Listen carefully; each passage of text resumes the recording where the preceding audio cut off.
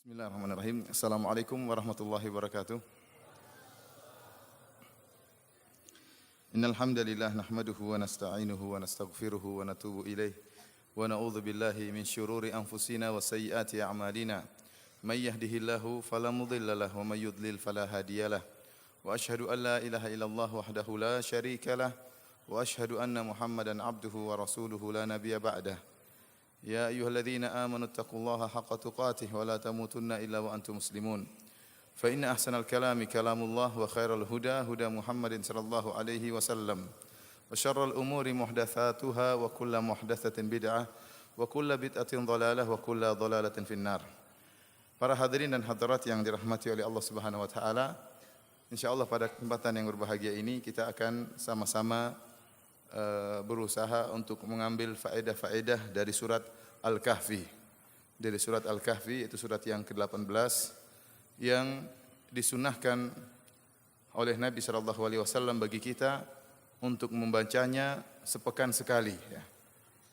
Jadi ada namanya kahfian. Apa namanya? Kahfian. Setiap hari Jumat kita membaca surat Al-Kahfi. Karena keutamaan baca surat Al-Kahfi banyak. Di antaranya barang siapa yang menghafal 10 ayat dari surat Al-Kahfi di awal surat Al-Kahfi atau dari akhir surat Al-Kahfi, usima minad dajjal, maka dia akan diselamatkan dari fitnah dajjal. Di antaranya juga Nabi sallallahu alaihi wasallam bersabda dalam hadisnya, "Man qara'a surat Al-Kahfi fi yaumil jum'ah adha'a lahu minan nuri ma bainal jum'atain." Barang siapa yang baca surat Al-Kahfi pada hari Jumat, maka Allah akan berikan bagi dia cahaya di antara dua Jumat.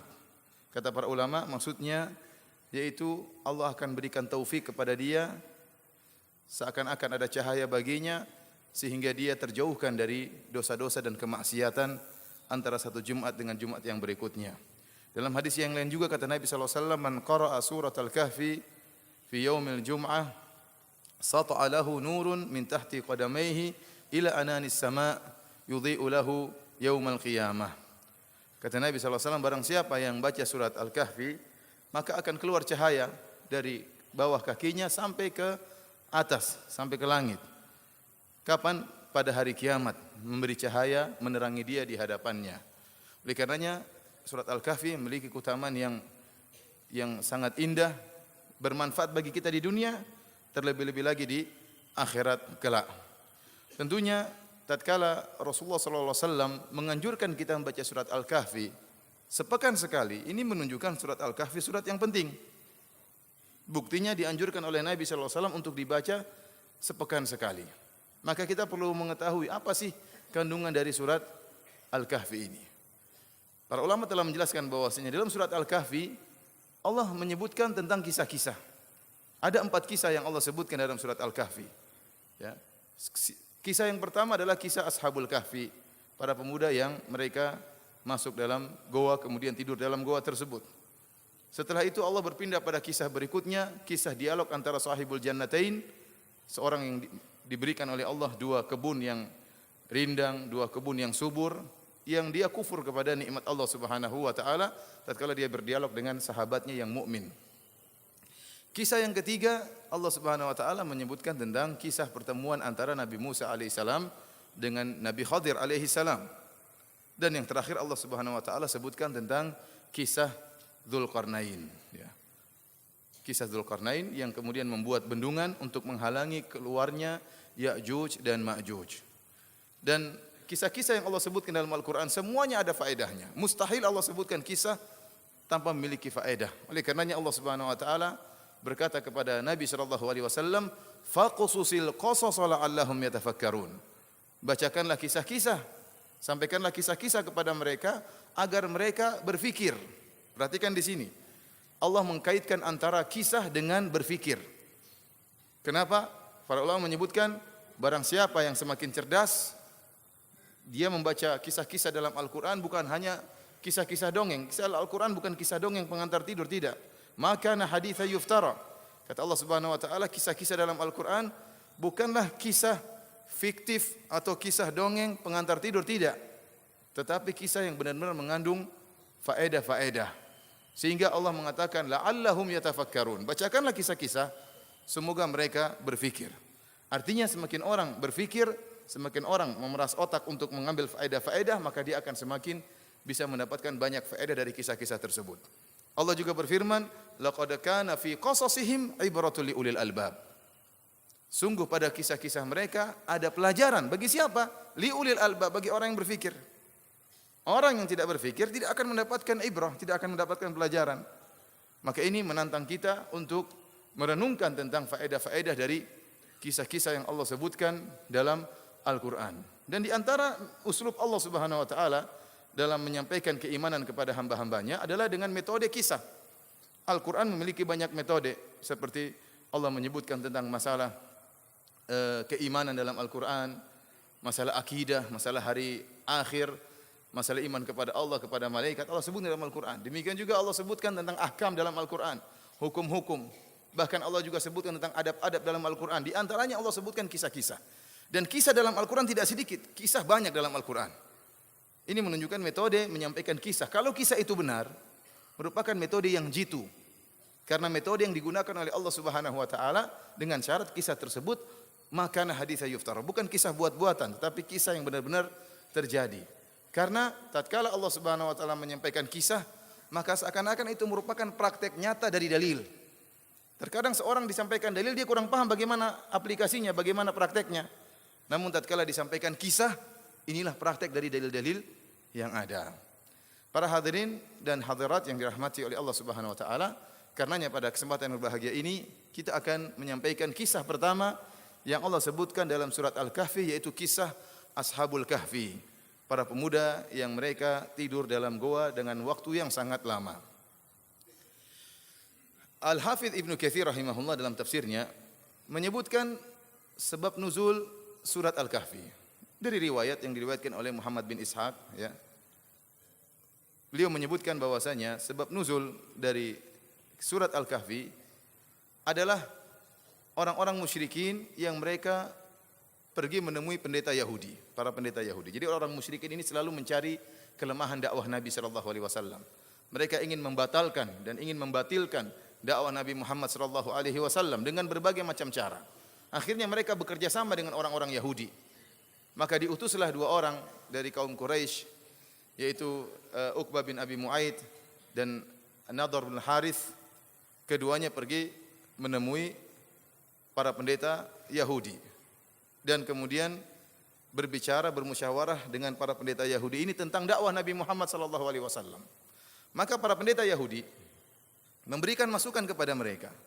Kata para pendeta Yahudi, saluhu an fityatin dhahabu fid dahril awal. Madza kana amruhum? Fa inna amrahum ajib. Kata orang-orang Yahudi, karena mereka punya pengetahuan tentang kisah-kisah masa lalu, berbeda dengan orang-orang musyrikin. Orang musyrikin enggak punya kitab suci. Orang-orang Yahudi mereka punya Taurat, mereka punya kisah para nabi, mereka punya kisah-kisah yang menakjubkan. Maka mereka menyuruh orang-orang Quraisy untuk memberi pertanyaan kepada Nabi Muhammad sallallahu alaihi wasallam dengan 3 pertanyaan. Kalau 3 pertanyaan tersebut bisa dijawab, maka Muhammad adalah utusan Allah Subhanahu wa taala. Kalau ternyata Nabi Muhammad SAW tidak bisa menjawab, farrajul mutaqawwil, maka Nabi Muhammad hanyalah seorang pendusta. Pertanyaan pertama, kata pendeta Yahudi, saluhu an fityatin kharaju dhahabu fid dahril awal. Madza kana amruhum? Tanyakan kepada Muhammad tentang kisah para pemuda, beberapa pemuda yang keluar di masa lampau atau di awal hari. Bagaimana kisah mereka? Sesungguhnya kisah mereka menakjubkan.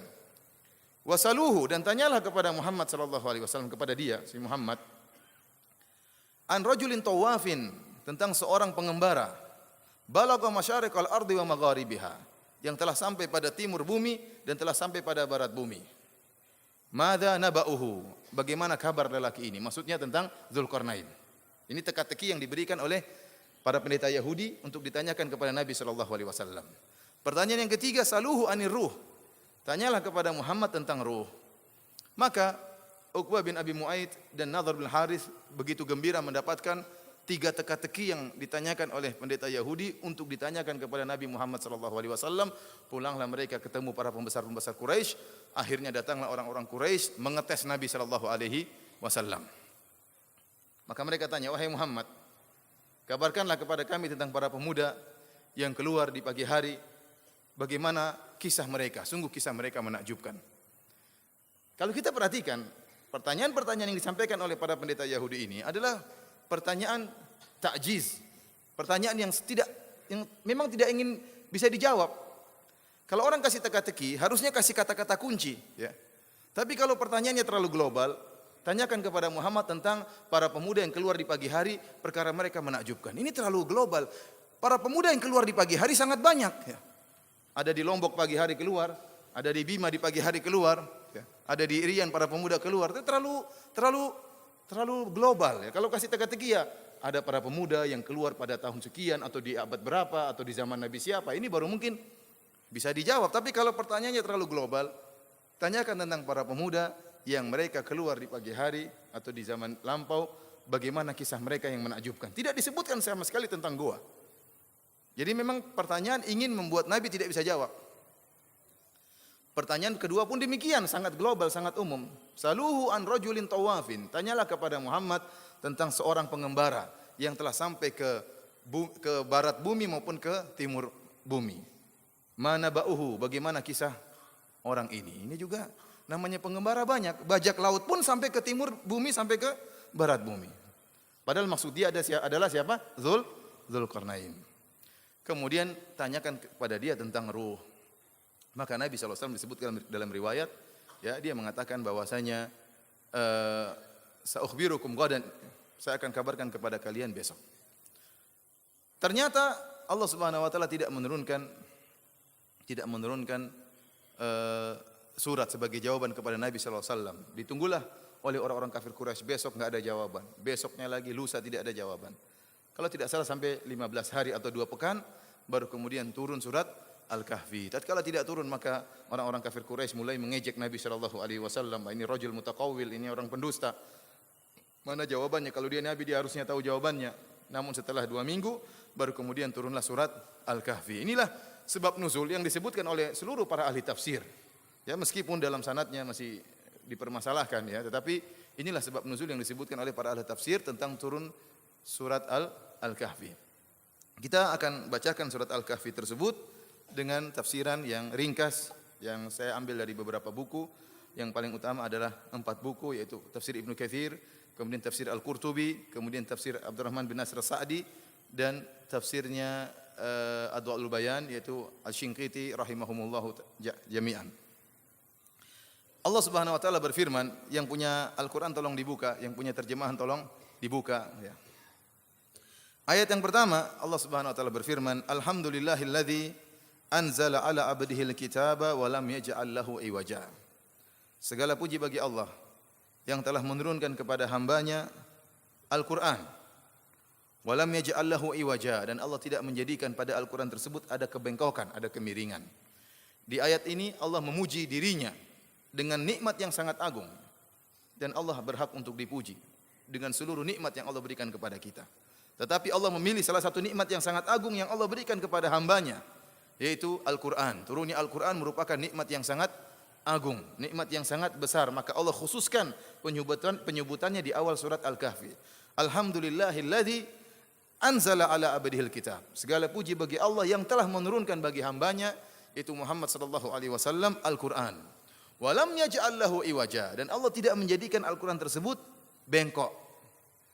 Kata Syekh Muhammad Al-Amin Al-Shinqiti rahimahullah, iwaja, ya, itu adalah suatu kalimat nakirah dalam konteks penafian. Walam yaj'al lahu iwaja, dan kami tidak menjadikan kebengkokan dalam Al-Qur'an tersebut.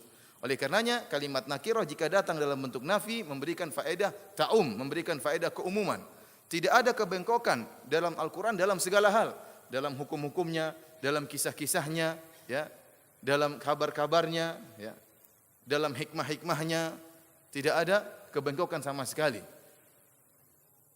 Wa tammat kalimatu rabbika sidqan wa adla.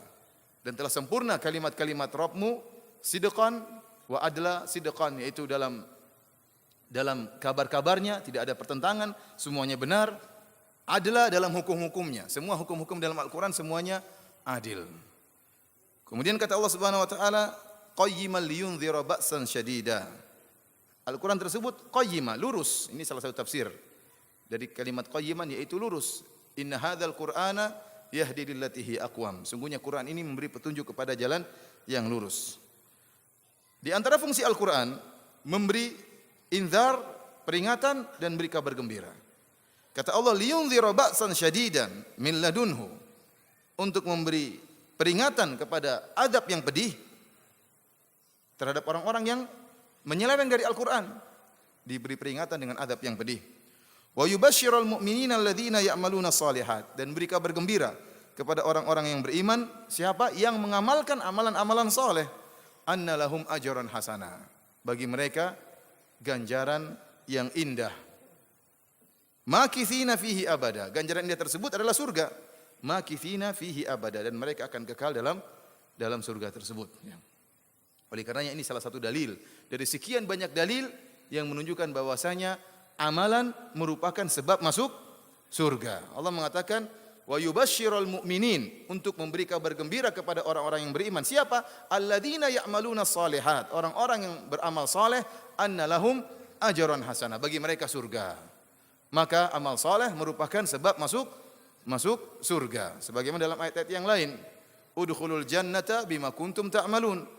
Masuklah kalian ke dalam surga berdasarkan sebab amal yang kalian lakukan. Ya. Wa tilkal jannatu allati uristumuha bima kuntum ta'malun. Dan inilah surga yang Allah berikan kepada kalian karena amalan yang kalian lakukan. Ya. Dan terlalu banyak ayat dalam Al-Quran yang menunjukkan amal soleh merupakan sebab masuk surga. Bahkan di surga Allah membedakan antara tingkat-tingkat penghuni surga karena sebab amalan. Allah Maha Adil. Tidak sama antara seorang yang amalnya luar biasa yang salat malam dengan yang tidak salat malam. Walikullin darajatun mimma amilu, masing-masing derajat sesuai dengan berdasarkan amalan masing-masing. Adapun hadis Nabi sallallahu alaihi wasallam, la yadkhulu ahadukumul jannata bi amalihi, tidak seorang pun dari kalian masuk surga dengan amalannya. Wala anta ya Rasulullah, kau juga tidak masuk surga dengan amalanmu, kata Rasulullah sallallahu alaihi wasallam. Wala ana, saya juga tidak masuk surga dengan amalan saya. Walakin ayyataghammadani Allah bi rahmatihi, akan tapi saya masuk surga karena rahmat Allah Subhanahu wa taala. Para ulama telah menjelaskan bahwasanya yang dimaksud dengan Nabi tidak masuk surga dengan amalannya, artinya amal tersebut bukanlah tiket untuk membayar surga. Bukanlah tiket untuk membayar surga. Tetapi Rasulullah SAW masuk surga dan kita orang-orang juga masuk surga dengan rahmat Allah Subhanahu wa taala.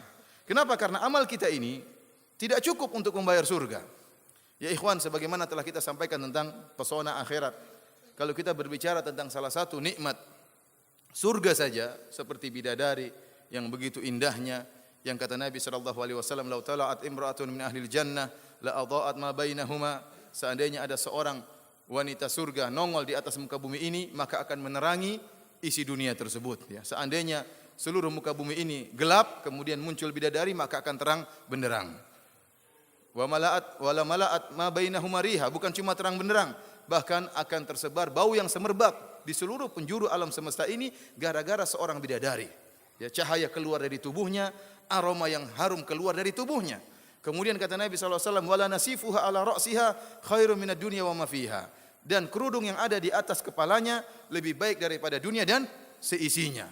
Lebih baik daripada dunia dan seisinya. Artinya apa? Kalau antum mencari 100 wanita tercantik di dunia ini, antum kumpulkan, terus antum bandingkan dengan kerudung bidadari, masih lebih oke kerudung bidadari. Iya, karena Nabi mengatakan lebih baik daripada dunia dan seisinya. Itu baru kerudungnya, belum hidungnya, belum anunya ya, belum bibirnya.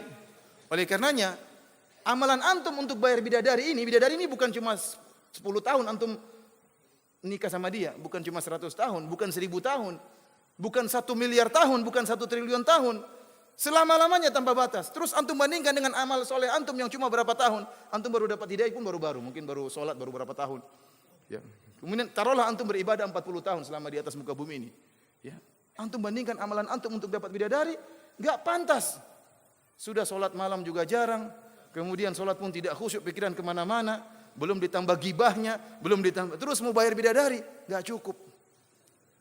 Oleh karenanya seorang tidak masuk surga dengan menjadikan amalannya sebagai tiket untuk bayar apa? Bayar surga. Tidak mungkin, mustahil. Amalan 40 tahun untuk bayar bidadari selama-lamanya mustahil. Itulah maksud hadis Nabi SAW, la yadkhulu ahadukumul jannata bi amalihi. Tidaklah seorang masuk surga dengan amalan dia. Amalan dia bukan tiket. Tetapi amalan dia merupakan sebab rahmat Allah Subhanahu wa taala. Oleh karena kalau ada orang mengatakan, kita masuk surga bukan dengan amal tapi dengan rahmat. Kita tanya sama dia, "Thayyib, saya setuju dengan Anda bahwasanya kita masuk surga dengan rahmat Allah. Bagaimana kita meraih dengan rahmat Allah? Dengan sebab apa kita meraih rahmat Allah?" Jawabannya dengan sebab amal. Maka perkaranya sama saja. Masuk surga dengan rahmat, rahmatnya dengan sebab amal. Maka jadilah amal merupakan sebab masuk surga sebagaimana Allah sebutkan dalam banyak ayat. Kita lanjutkan para hadirin dan hadirat yang dirahmati Allah Subhanahu wa taala. Kemudian Allah mengatakan, "Wa yunziral ladzina qalu ittakhadallahu walada." Dan Al-Qur'an ini memberi peringatan kepada orang-orang yang mengatakan Allah punya anak. Yang mengatakan Allah punya anak ada 3 golongan. Sebagaimana disampaikan oleh Al-Qurtubi, demikian juga disampaikan oleh Asy-Shinqiti rahimahumullah. 3 golongan tersebut, yang pertama adalah orang-orang Yahudi yang mengatakan wa qalatil yahudu Uzair ibnullah. Uzair adalah anak Allah, putra Allah. Kenapa? Karena Uzair telah menyalin kembali Taurat setelah hilangnya Taurat tersebut. Maka mereka mensucikan Uzair sebagaimana pengajian kemarin malam telah saya sampaikan, sehingga mereka mengatakan Uzair adalah putra Allah. Yang kedua yang menyatakan Allah punya anak siapa? Orang-orang Nasara. Ya, mereka mengatakan Isa binullah. Isa adalah putra Allah dan Allah murka dengan mereka. Dan golongan yang ketiga yang mengatakan Allah punya anak siapa? Siapa? Orang-orang musyrikin Arab. Ya. Wa yaj'aluna lillahi al-banat subhanahu wa lahum ma yashtahun. Mereka menjadikan bagi Allah Subhanahu wa taala putri-putri sementara mereka ingin punya anak laki-laki. Wa idza busyira ahadun bil untha dhalla wajhuhu muswadda wa huwa kadhim yatawara minal qaumi min su'i ma busyira bihi ayumsiku ala hunin am yadussuhu fit turab. Jadi Allah mengatakan tilka idzan qismatun dhiza. Orang-orang musyrikin ini memberikan pembagian yang tidak adil. Mereka ya tidak suka punya anak perempuan. Oleh karenanya kalau ada anak perempuan lahir buat mereka, dhalla wajhuhu muswadda, maka wajah mereka hitam. Kenapa? Sedih, malu. Yatawara minal qaumi min su'i ma busyira bihi, maka dia berusaha sembunyi punya anak perempuan, jangan sampai orang kampung tahu kalau punya anak perempuan. Kemudian dia berpikir dibunuh sekarang atau nanti. Mereka tidak suka punya anak perempuan, aib bagi mereka. Mereka ingin punya anak laki-laki. Sementara kata mereka, Allah punya anak perempuan. Mereka tidak suka punya anak perempuan, namun mereka bilang Allah punya anak perempuan. Kata mereka, malaikat adalah banatullah, putri-putri Allah. Makanya Allah mengatakan, tilka idzan qismatun dhiza. Ini pembagian yang tidak adil. Kalian tidak suka anak perempuan, terus kalian mengatakan saya punya anak perempuan, kata Allah Subhanahu wa taala. Jadi, orang-orang yang mengatakan Allah punya anak, maka mereka diperingatkan oleh Al-Qur'an dengan azab yang pedih, dengan azab yang pedih. Para hadirin dan hadirat yang dirahmati oleh Allah Subhanahu wa taala, ini dalil bahwasanya sesembahan yang disembah di zaman Nabi sallallahu alaihi wasallam banyak. Ada yang menyembah batu, ada yang menyembah matahari, ada yang menyembah api, orang-orang Majusi, ada yang menyembah Nabi Isa, ada yang menyembah malaikat. Di antara yang menyembah malaikat adalah kaum musyrikin Arab. Dan saya sering sampaikan bahwasanya ya seorang yang berdoa kepada malaikat maka dia musyrik dengan kesepakatan para ulama. Kalau misalnya tidak turun-turun hujan, sudah lama tidak turun hujan, maka kemudian ada seorang berdoa kepada malaikat dengan mengatakan wahai malaikat pengatur hujan, turunkan hujan. Orang ini musyrik atau tidak? Musyrik. Padahal dia minta hujan kepada malaikat yang dipercayakan oleh Allah untuk mengatur hujan. Itu pun musyrik. Padahal malaikat itu benar-benar mengatur hujan atas perintah Allah Subhanahu wa taala. Namanya tauhid harus minta kepada pengaturnya, kepada Allah, bukan kepada malaikat. Padahal malaikat itu benar-benar mengatur hujan, itu pun kesyirikan, bagaimana lagi minta kepada penghuni kubur yang tidak mengatur apa-apa? Bagaimana lagi minta kepada penghuni kubur yang tidak mengatur apa-apa? Yang dia tidak bisa apa-apa lagi setelah meninggal. In qata amaluhu, amalannya terputus. Dia tidak bisa mandi, maka kita yang mandikan. Dia tidak bisa solat, maka kita yang solatkan. Dia tidak bisa pakai baju, maka kita yang kafankan. Dia tidak bisa berdoa, maka kita yang doakan. Dia tidak bisa masuk ke rumahnya, maka kita yang kuburkan. Lantas setelah kita lakukan itu semua, kemudian kita minta kepada dia. Kita bilang, Mbah, Saya sudah nikah 10 tahun enggak punya anak, Mbah. Mbahnya bilang, saya dulu juga mandul, tahu enggak? Saya masih hidup aja mandul, apalagi sudah mati. Para hadirin rahmati Allah Subhanahu wa taala. Kita lanjutkan. Allah mengatakan, "Malahum bihi min ilmin wala li abaihim." Mereka tidak punya ilmu sama sekali dan juga tidak nenek moyang mereka. Ini semua hanya perkataan turun temurun yang mereka wariskan tentang Allah punya anak, kesyirikan ini. Kaburat kalimatan takhruju min afwahihim iyaquluna illa kadhiba. Sungguh besar kedustaan, ya. Kalimat buruk sekali kalimat yang keluar dari mulut mereka tatkala mereka mengatakan Allah punya anak. Iyaquluna illa kadhiba. Tidaklah mereka berkata kecuali kedustaan. Ini menunjukkan ikhwani fillah, azani Allah wa iyyakum, bahwasanya kesyirikan merupakan kedustaan murni kedustaan. Tidak ada kebenarannya dari sisi manapun, tidak ada. Bagaimana kemudian kita menyatakan Allah punya anak padahal Dia Maha Esa, qul huwallahu ahad. Dan demikian juga kesyirikan yang lainnya. Bagaimana seorang kemudian menyembah kepada makhluk, menyamakan Allah pencipta alam semesta ini dengan makhluk yang diciptakan oleh Allah Subhanahu wa taala. Maka sungguh buruk apa yang diucapkan oleh orang-orang liberal yang mengatakan bahwasanya semua agama masuk surga. Ini enggak benar. Ini kekufuran yang nyata. Mereka mengatakan orang-orang Islam punya surga. Di samping surganya orang Islam, ada surga tetangga. Surga Yahudi, surga Nasara. Bisa jalan-jalan ke surga tersebut. Ini kedustaan yang nyata. Bagaimana mereka mau menyamakan antara agama tauhid cuma Islam. Inna dina indallahil Islam. Selainnya merupakan kesyirikan. Bagaimana mau disamakan kesyirikan dengan tauhid? Bagaimana mau disamakan Rabbul samawati wal ard, pencipta alam semesta ini, dengan makhluk, dengan nabi, dengan malaikat, dengan batu, dengan orang mati yang disembah, disamakan dengan sapi yang disembah. Ini merupakan kedustaan yang nyata. Kata Allah Subhanahu wa taala, iyaquluna illa kadhiba. Dan tidaklah mereka ucapkan tentang kesyirikan kecuali murni kedustaan. Kemudian kata Allah Subhanahu wa taala, fala'allaka bakhi'un nafsaka ala atharihim illam yu'minu bihadzal hadithi asafa. Maka apakah engkau barangkali akan membunuh dirimu karena bersedih wahai Muhammad setelah mereka berpaling, sekiranya mereka tidak beriman kepada keterangan ini, yaitu Al-Quran. Jadi Rasulullah SAW sedih, ya. Wajar, Rasulullah SAW adalah orang yang ingin manusia dapat hidayah. Maka tatkala dia berdakwah kepada orang-orang musyrikin berpaling dari Nabi SAW, menjauhi Nabi SAW, maka Nabi bersedih. Ya, Nabi bersedih. Allah tegur, jangan terlalu bersedih. Jangan terlalu bersedih. Kenapa? Karena kalau orang terlalu bersedih, ya, ada masalah dia hadapi, kemudian dia terlalu bersedih, maka banyak kemaslahatan yang akan terhalangi.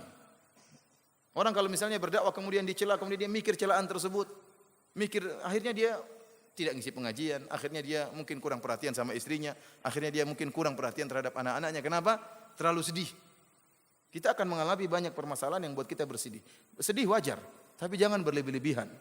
Nabi SAW ditegur oleh Allah Subhanahu wa taala. Fala tadhhab nafsuka alaihim hasarat. Ya, kata Allah Subhanahu wa taala, jangan kau wala tahzan alaihim. Jangan kau sedih terhadap mereka. Jangan kau terlalu menyesal dengan kepergian mereka. Demikianlah namanya dakwah. Ada yang dapat hidayah dan ada yang disesatkan oleh Allah Subhanahu wa taala. Maka Allah menegur Nabi tatkala orang-orang musyrikin pergi meninggalkan Nabi bacakan Al-Qur'an, mereka berpaling, maka Nabi bersedih. Allah mengatakan, "Fala'allaka bakhi'un nafsak." Jangan sampai kau terlalu bersedih sehingga membunuh dirimu karena kesedihan yang berlebihan. Kemudian Allah jelaskan, "Inna ja'alna ma 'alal ardi zinatan laha linabluwahum ayyuhum ahsanu amala." Sungguhnya kami telah menjadikan apa yang ada di atas muka bumi ini sebagai perhiasan bagi bumi tersebut. Buat apa? Linabluwahum ayyuhum ahsanu amala, agar kami menguji manusia mana di antara mereka amalannya yang terbaik. Wa inna laja'iluna ma 'alaiha sa'idan juruza. Dan kami akan menjadikan apa yang ada di atas muka bumi tersebut menjadi tanah yang tandus lagi rata. Ya, jadi seakan-akan ada dua tafsiran di kalangan para ulama tentang wa inna laja'iluna ma 'alaiha sa'idan juruza, kami akan menjadikan tanah tersebut tanah yang tandus. Ada yang mengatakan bahwasanya ini perumpamaan tentang dunia. Bahwasanya dunia itu indah namun akan sirna. Sebagaimana tumbuh-tumbuhan dalam ayat yang lain, sebagaimana tumbuh-tumbuhan yang kemudian tumbuh di atas muka bumi tersebut dalam keadaan hijau, kemudian akhirnya mengering, kemudian hilang, kemudian jadi tanah yang tandus, demikianlah dunia ini akan hilang. Tafsiran yang kedua mengatakan bahwasanya yang dimaksud oleh Allah dengan ayat ini bahwasanya kami akan menjadikan bumi ini sebagai padang mahsyar. Sa'idan juruza, akan kami jadikan datar dan tandus, dan itu adalah kondisi padang mahsyar pada hari kiamat. Allah mengatakan, yauma tubaddalul ardu ghairal ard. Hari di mana kami mengganti bumi dengan bumi yang lain. Wa idzal ardu muddat, tatkala bumi ditarik. Ya. Artinya bumi yang tadinya bulat ditarik menjadi rata oleh Allah Subhanahu wa taala. Kapan terjadinya? Pada hari kiamat. Allah hancurkan gunung-gunung yang ada di atas muka bumi tersebut. Wa yas'alunaka 'anil jibal faqul yansifuha rabbi nasfa fayadharuha qa'an safsafa la tara fiha iwaja wala amta. Mereka bertanya kepada engkau tentang gunung, wahai Muhammad, katakanlah bumi tersebut akan dihancurkan oleh Allah Subhanahu wa taala dengan sehancur-hancurnya. Maka kau akan melihat bumi tidak ada gunungnya dan tidak ada lembahnya, rata, dijadikan datar. Itu di padang mahsyar, baru kemudian manusia akan dikumpulkan di padang tersebut. Artinya seakan-akan Allah mengatakan, wahai Muhammad, jangan kau terlalu bersedih dengan mereka. Kehidupan dunia cuma sebentar. Keindahan bumi yang kau lihat ini akan selesai, akan sirna, akan berganti dengan hari kiamat. Maka jangan kau terlalu bersedih, teruskan dakwahmu. Kemudian Allah Subhanahu wa taala mulai masuk dalam kisah Ashabul Kahfi sebagai jawaban atas pertanyaan orang-orang musyrikin terhadap Nabi sallallahu alaihi wasallam yang mereka mengambil pertanyaan tersebut dari orang-orang Yahudi. Kata Allah, am hasibata anna ashabal kahfi war raqimi kanu min ayatina ajaba. Apakah engkau mengira bahwasanya orang-orang yang mendiami goa dan raqim itu mereka termasuk tanda-tanda kekuasaan kami yang mengherankan? Ar-raqim, ada khilaf di antara para ulama tentang makna raqim. Ada yang mengatakan raqim itu adalah anjing Ashabul Kahfi. Ada yang mengatakan raqim adalah nama batu yang ada di gua tersebut. Ada yang mengatakan raqim adalah nama lembah yang ada di gua tersebut. Namun pendapat yang dipilih oleh Ibnu Jarir At-Tabari dan juga dipilih oleh Ibnu Katsir dan dipilih oleh Syekh Muhammad Al-Amin Al-Shinqiti rahimahullahu taala, ar-raqim fa'il bermakna maf'ul, artinya al-marqum, artinya yang tertulis. Disebutkan oleh para ahli tafsir bahwasanya tatkala penduduk akhirnya mendapati Ashabul Kahfi meninggal di dalam gua tersebut, maka mereka menuliskan kisah Ashabul Kahfi dalam sebuah prasasti. Dari batu mereka tuliskan kisah Ashabul Kahfi. Itu namanya raqim. Ada yang mengatakan mereka menulis di atas lembaran emas, dalam lempengan emas. Intinya mereka tulis kisah Ashabul Kahfi sebagai pelajaran bagi orang-orang sesudahnya. Allah mengatakan, ayat ini maksudnya bagaimana? Maksudnya, wahai Muhammad, mereka bertanya kepada engkau tentang kisah Ashabul Kahfi dan mereka menganggap kisah Ashabul Kahfi adalah kisah yang menakjubkan. Katakanlah bahwa masih ada ayat-ayat Allah yang lain yang lebih menakjubkan daripada Ashabul Kahfi. Maksud ayat ini demikian, sebagaimana dijelaskan oleh para ahli tafsir. Am hasibata, apakah kau menyangka bahwasanya Ashabul Kahfi menakjubkan? Masih ada yang lebih menakjubkan daripada kisah Ashabul Kahfi. Apa sih kisah Ashabul Kahfi? Kisah Ashabul Kahfi cuma ada beberapa pemuda yang tidur 309 tahun kemudian dibangunkan oleh Allah. Ini menakjubkan. Tetapi yang lebih menakjubkan lebih banyak. Penciptaan langit ini menakjubkan. Penciptaan manusia dari tidak ada menjadi ada. Ini menakjubkan. Daripada hanya sekedar tidur 300 tahun kemudian bangun lagi. Manusia dari air mani menjadi manusia, ini menakjubkan. Penciptaan bumi menakjubkan. Langit yang begitu luasnya menakjubkan. Isra Mi'raj menakjubkan. Masih banyak yang lebih menakjubkan daripada Ashabul Kahfi. Kemudian Allah Subhanahu wa taala mulai menceritakan kisah Ashabul Kahfi. Kata Allah, "Idz awal fityatu ilal kahfi faqalu rabbana atina min ladunka rahmatan wa hayyi' lana min amrina rasyada." Tatkala para pemuda itu mencari tempat berlindung di dalam goa, lalu mereka berdoa, "Wahai Tuhan kami, berikanlah rahmat kepada kami dari sisimu dan sempurnakanlah bagi kami petunjuk yang lurus dalam urusan kami ini." Siapakah para pemuda ini? Al-Hafidz Ibnu Katsir rahimahullah ta'ala menyebutkan dalam tafsirnya, beliau mengatakan salaf dan khalaf banyak di antara mereka menyebutkan kisah Ashabul Kahfi adalah tentang kisah 7 pemuda yang hidup di suatu zaman. Zaman ini diperselisihkan oleh para ulama. Apakah mereka hidup di zaman Nabi Isa alaihissalam ataukah mereka hidup sebelum zaman Nabi Isa alaihissalam? Al-Hafidz Ibnu Katsir merajihkan bahwasanya mereka ini hidup di zaman sebelum Nabi Isa. Jadi mereka bukan orang-orang Nasara. Mereka adalah pengikut Nabi Musa alaihissalam. Kenapa? Karena dalilnya, kata Ibnu Katsir, orang-orang Yahudi perhatian terhadap kisah ini. Seandainya itu terjadi di zaman setelah Nabi Isa, maka orang Yahudi tidak terlalu perhatian dengan kisah ini. Wallahu alam, ini pendapat Al-Hafidz Ibnu Katsir rahimahullah. Kita tidak tahu di zaman manakah mereka pernah hidup. Yang jelas disebutkan bahwasanya mereka adalah 7 pemuda yang hidup di satu zaman, di zaman seorang raja yang namanya siapa tadi? Dakianus. Saya tadi lupa terus, saya suruh Bang Dung ingat ya. Namanya siapa? Dakianus. Enggak apa, enggak usah dihafal, enggak keluar di ujian. Enggak. Namanya siapa? Dakianus ya. Mereka hidup di zaman tersebut. Raja ini adalah raja yang musyrik dan seluruh warganya, rakyatnya juga musyrikun. Mereka menyembah berhala dan mereka punya acara tahunan. Mereka pergi ke suatu lapangan terbuka sambil membawa hewan-hewan untuk disembelih dan dikorbankan bagi berhala-berhala mereka. Maka berangkatlah mereka pada suatu hari, seluruh penduduk negeri, raja-rajanya, pejabat-pejabatnya, menteri-menterinya, semua keluar, termasuk anak-anak muda ini. Anak-anak muda ini disebutkan mereka adalah anak-anak orang kaya, anak-anak pejabat, anak-anak menteri. Mereka pun ikut serta dalam acara tersebut. Tatkala acara kesyirikan dimulai, maka salah seorang dari pemuda ini keluar, dia tidak suka dengan kesyirikan. Maka dia pun keluar, antum bisa lihat kisahnya di tafsir Ibnu Katsir rahimahullah taala. Maka dia pun keluar menjauh dari kumpulan orang-orang tersebut, lalu dia beristirahat di bawah sebuah pohon. Menjauh dari mereka. Tidak lama kemudian datang orang kedua, keluar juga. Tidak saling mengenal, duduk juga di pohon. Ada apa ini, kok ikut-ikutan saya dalam hati. Datang yang ketiga, keluar juga. Sampai 7 orang, kemudian mereka diam-diaman dalam apa? Di bawah pohon. Akhirnya diam-diaman, mereka saling takut kalau ketahuan, ternyata mereka pergi gara-gara tidak suka dengan kesyirikan. Akhirnya yang satu berbicara, sudahlah, kenapa saya kesini karena saya tidak suka dengan kesyirikan. Maka yang lain mengatakan, saya juga. Ternyata 7 orang tersebut ya memisahkan diri karena tidak suka dengan kesyirikan. Dan Ibnu Katsir menyebutkan hadis arwahun junudun mujannadah. Bahwasanya ruh-ruh itu saling berkelompok-kelompok. Tatkala orang yang suka dengan tauhid, dia akan berkumpul dengan orang yang bertauhid. Orang yang suka bermaksiat berkumpul dengan orang yang bermaksiat. Orang yang suka kesyirikan berkumpul dengan orang kesyirikan. Allah menjadikan mereka berkumpul tanpa mereka sepakati terlebih dahulu. Maka setelah mereka berkumpul, maka mereka pun berpisah dari masyarakat dan mereka membuat semacam ma'bad, semacam tempat ibadah yang mereka bertauhid kepada Allah di tempat ibadah tersebut. Jadilah seluruh rakyat di negeri tersebut hasut sama mereka. Ini kenapa mereka bikin tempat ibadah sendiri? Maka mereka pun rakyat melaporkan para pemuda ini kepada Raja Dakianus.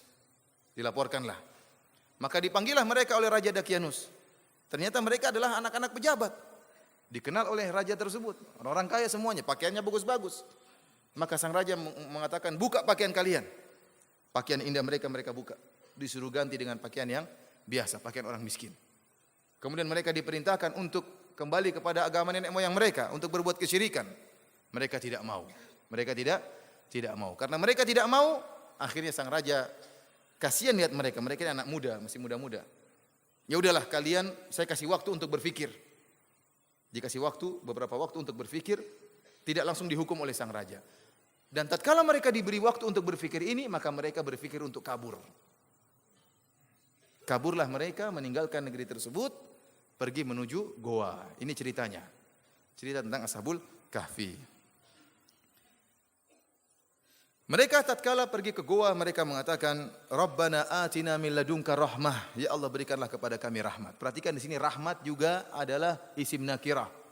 Isim nakirah dalam siyaq talab, meminta. Rabbana atina min ladunka rahmah. Ya Allah, berikanlah kepada kami rahmatmu. Seluruh rahmatmu berikanlah kepada kami. Ya, mencakup umum rahmat yang berkaitan dengan kami, dengan jasad kami, dengan agama kami. Oleh karenanya, para ulama menyebutkan seperti doa Rabbana atina fid dunya hasanah wa fil akhirati hasanah wa qina adzabannar. Hasanah di sini Rabbana atina fid dunya hasanah. Ya Allah, berikanlah kepada kami kebaikan. Hasanah di sini adalah nakirah dalam konteks talab, meminta, maka memberikan faedah keumuman. Oleh karenanya barang siapa yang ingin minta dunia apa saja, kalau dia baca doa ini maka sudah cukup. Minta dunia apa saja, dia mengatakan Rabbana atina fid dunya hasanah, dalam benaknya ingin sesuatu, maka sudah cukup, karena hasanah sini mencakup seluruh kebaikan dunia. Bahkan sebagian salaf tatkala ditanya bagaimana doa agar kita bisa mendapatkan istri yang solehah, maka suruh baca doa ini. Rabbana atina fid dunya hasanah. Pingin supaya utang bisa lunas, bacanya apa? Semua kebaikan minta doa ini selesai. Ya, orang bilang doa sapu jagat ya. Kenapa? Mencakup seluruh kebaikan di dunia dan mencakup seluruh kebaikan di mana? Di akhirat. Ya. Jadi mereka minta secara global, mereka mengatakan, ya Allah, berikanlah rahmatmu kepada kami. Rahmat apa saja yang penting baik bagi kami. Mereka tidak minta rahmat tertentu. Mereka mengatakan, atina min ladunka rahmah, berikanlah rahmat kepada kami. Maka Allah kabulkan. Allah kabulkan mereka, maka Allah mengilhamkan mereka untuk pergi ke sebuah goa. Lalu mereka masuk dalam goa tersebut, Allah tidurkan mereka. Kata Allah, fadarabna ala adhanihim fil kahfi sinina adada. Maka kami pun menutup telinga-telinga mereka dalam goa Al-Kahfi bertahun-tahun lamanya. Dan ini kata para ulama menunjukkan mereka tidurnya pulas. Kenapa telinga mereka benar-benar ditutup dan Allah menggunakan kalimat darabna. Kami kalau bahasa Arab katanya mukul, artinya benar-benar ditutup, benar-benar ditutup telinga mereka sehingga tidak ada suara kecil pun yang mereka dengar. Ya. Karena kalau orang tidur kemudian masih dengar-dengar sesuatu berarti belum pulas. Ini dia mau tidur berapa tahun? Mau 300 tahun, jadi harus pulas. Benar-benar tutup. Oleh karenanya sering kita tidur, kita baru tidur gini dan kita sudah ngorok, tahu-tahu orang bicarain kita, itu gimana orang itu? Kita dengar dia gibahin kita. Padahal kita belum tidur pulas, tapi sudah sempat ngorok dan ngorok saya ingatkan, ngorok bukan berarti tanda apa? Tanda kepulasan. Belum tentu pulas. Oleh karenanya saya pernah mengalami sendiri, bukan saya yang ngorok ya. Jadi saya naik mobil sama seorang supir dan kita waktu itu berjalan dari Jakarta menuju Jawa Timur balik lagi ke Jakarta. Dia nyetirin sebulan penuh nyetirin saya dan keluarga. Di tengah perjalanan, di tengah malam, istri, anak-anak semua sudah tidur. Tiba-tiba saya juga sudah tidur, setengah tidur, tahu-tahu saya dengar orang ngorok. Saya cek istri saya, bukan, anak-anak juga. Supir saya yang sedang ngorok. Ini demi Allah ini wali nih. Saya bilang, kamu tidur ya? Oh enggak Ustaz. Tadi udah ngorok subhanallah. Saya berhenti. Jadi saya katakan ngorok belum tentu menunjukkan apa? Kepulasan. Kan disebutkan dalam hadis para sahabat menunggu Nabi kelamaan mereka sampai terdengar suara ngorokan mereka. Kemudian mereka sholat tanpa wudu. Paham? Berarti ngorok belum tentu menunjukkan kepulasan. Yang menunjukkan kepulasan tidak sadar dengan kondisi sekitar. Sehingga para ulama mengatakan kalau orang sudah memegang sesuatunya itu jatuh, plek, dia tidak dengar, itu berarti tidur yang membatalkan wudu. Jadi Allah mengatakan di sini, "Fadharabana ala adhanihim fil kahfi sinina adada." Kami tutup telinga mereka, artinya benar-benar mereka tidur pulas, tidak ada sedikit suara pun yang mereka dengar. Tsumma ba'atnahum lina'lama ayyul hizbaini ahsa lima labithu amada. Kemudian kami bangunkan mereka agar kami mengetahui mana di antara dua golongan yang lebih tepat menentukan berapa lama mereka tidur. Hizbain di sini, dua golongan ini ada khilaf di antara para ulama. Ada yang mengatakan hizbain dua kelompok ini adalah di antara para ashabul kahfi tersebut karena mereka waktu bangun, kamu tidur berapa tahun? Ada khilaf di antara mereka. Ada yang mengatakan kita tidur sehari, ada yang mengatakan setengah hari, khilaf di antara mereka. Ada pendapat yang mengatakan maksudnya adalah perdebatan antara ashabul kahfi dengan penduduk negeri. Penduduk negeri mengatakan kalian tidur sudah lama, mereka mengatakan oh tidak, kita baru tidur cuma sehari. Khilaf di antara mereka. Intinya ada perdebatan di antara dua kelompok dan Allah membangunkan mereka agar mereka tahu mana yang lebih tepat ya, berapa lama mereka tidur. Kata Allah, "Nahnu naqussu 'alaika naba'ahum bil haqq." Kami mengkisahkan kepada engkau hai Muhammad kisah mereka dengan kebenaran. Kisah ini benar. Innahum fityatun amanu bi rabbihim wa zidnahum huda. Mereka adalah para pemuda yang beriman kepada Rabb mereka dan kami tambahkan kepada mereka petunjuk. Ibnu Katsir rahimahullah menyebutkan ini dalil bahwasanya para pemuda lebih mudah menerima petunjuk. Para pemuda lebih mudah untuk menerima dakwah, berbeda dengan orang-orang tua. Kepala batu. Kemudian apa? Keras kepala, angkuh. Merasa sudah banyak makan garam sehingga keasinan. Yang muda-muda tidak begitu, tidak ada keangkuhannya. Oleh karena Ibnu Katsir menyebutkan, mohon maaf orang tua ya saya enggak bukan saya bicara tentang mereka ya, bukan tentang antum. Oleh karena Ibnu Katsir menyebutkan, lihatlah bagaimana Nabi sallallahu alaihi wasallam. Nabi sallallahu alaihi wasallam tatkala di Mekah, dakwah Nabi yang nerima siapa? Anak-anak muda, seumuran Nabi atau lebih muda daripada Nabi. Jarang orang tua. Siapa yang menerima dakwah Nabi? Abu Bakar lebih muda daripada Nabi. Umar lebih muda daripada Nabi. Semuanya Ibnu Mas'ud lebih muda, ya. Utsman semuanya lebih muda daripada Nabi sallallahu alaihi wasallam. Yang tua-tua kepala batu. Abu Jahal, Abu Lahab, Umayyah bin Khalaf, kepala batu semua. Kenapa? Mereka merasa ini anak baru kemarin sore. Kemudian mendakwahi kami. Ini kenyataan yang ada berlaku setiap zaman. Kebanyakan dakwah diterima oleh anak-anak muda. Coba sekarang anak muda angkat tangan. Ya orang tua lebih sedikit. Biasanya lebih sedikit. Ya, biasanya lebih sedikit. Karenanya ikhwani fillah wa fiddin azanillahu wa iyyakum berbeda tatkala di Madinah. Tatkala di Madinah perkaranya sebaliknya sebagaimana pernah saya jelaskan. Bahwasanya orang-orang para pembesar di kota Madinah semuanya sudah pada meninggal dunia dalam perang Bu'ath, yang masih tersisa cuma Abdullah bin Ubay bin Salul. Ini yang tersisa sehingga dialah yang kemudian menjadi gembongnya orang-orang munafik. Namun yang ada kaum Ansar, Khazraj dan kaum Aus rata-rata anak muda. Maka Nabi cukup mengutus siapa? Mus'ab bin Umair yang muda juga. Diutus untuk mendakwahi mereka, mereka dapat hidayah. Kenapa? Karena ini dakwah anak-anak muda. Dan kenyataannya demikian. Oleh karenanya sering ikhwan-ikhwan tatkala mereka berdakwah dan alhamdulillah berhasil, dengan tatkala orang-orang tua tidak terima mereka bikin sekolah. Bikin TPA. Ya. Anak-anak kecil yang sekolah, anak-anak kecil yang belajar ngaji. Ya. Bapaknya tidak mau, biarin aja bapaknya. Ntar lagi selesai mereka. Yang muda-muda yang diperhatikan. Bukan begitu maksudnya. Artinya, ya udah kalau orang tua tidak mau ya sudah tidak apa-apa, jangan putus asa, ya jangan sedih yang muda-muda ini karena mereka sebentar lagi apa? Selesai ya. Yang muda-muda ini yang nanti akan melanjutkan dakwah. Ternyata subhanallah, ini terjadi aja anak-anak tersebut pintar, mulai berubah akhlaknya, hafal doa masuk WC, keluar WC, hafal doa mau makan, kemudian setelah makan hafal doa mau tidur. Ayahnya merokok juga ditegur, "Bi, haram itu." Kaget. Coba kalau kita yang tegur kita ditampar mungkin. Tapi anaknya yang tegur, dia kagum, anaknya tegur saya merokok. Dia bahagia. Anaknya bernahi mungkar. Akhirnya dia tertarik, lama-lama ikut apa? Dakwah dari anak-anaknya. Oleh karenanya demikianlah kondisi dakwah, kebanyakan yang menerima adalah anak-anak muda karena yang tua-tua punya keangkuhan, punya ego, ya, punya merasa lebih hidup lebih dulu, lebih banyak makan garam, ya. Sehingga keasinan. Kita lanjutkan, Allah Subhanahu wa taala berfirman, "Wa rabatna 'ala qulubihim idz qamu faqalu rabbuna rabbus samawati wal ardi lan nad'u min dunihi ilaha faqad qulna idzan syatata." Kami pun mengikat hati mereka, itu kami menyabarkan mereka. Kapan? Idz qamu, tatkala mereka berdiri. Banyak ahli tafsir menyatakan tatkala mereka dipanggil oleh sang raja, disuruh untuk kembali kepada agama nenek moyang mereka atau mereka akan dirajam sampai mati. Tatkala mereka dipanggil, ketahuan dipanggil. Ada dua pilihan, cuma dua pilihan. Kembali kepada kesyirikan atau kami rajam sampai mati. Tatkala itu Allah tegarkan diri mereka. Mereka tetap mengucapkan al-haq. Dan ini dalil bahwasanya kalau orang ingin mencari kebenaran, Allah akan sabarkan.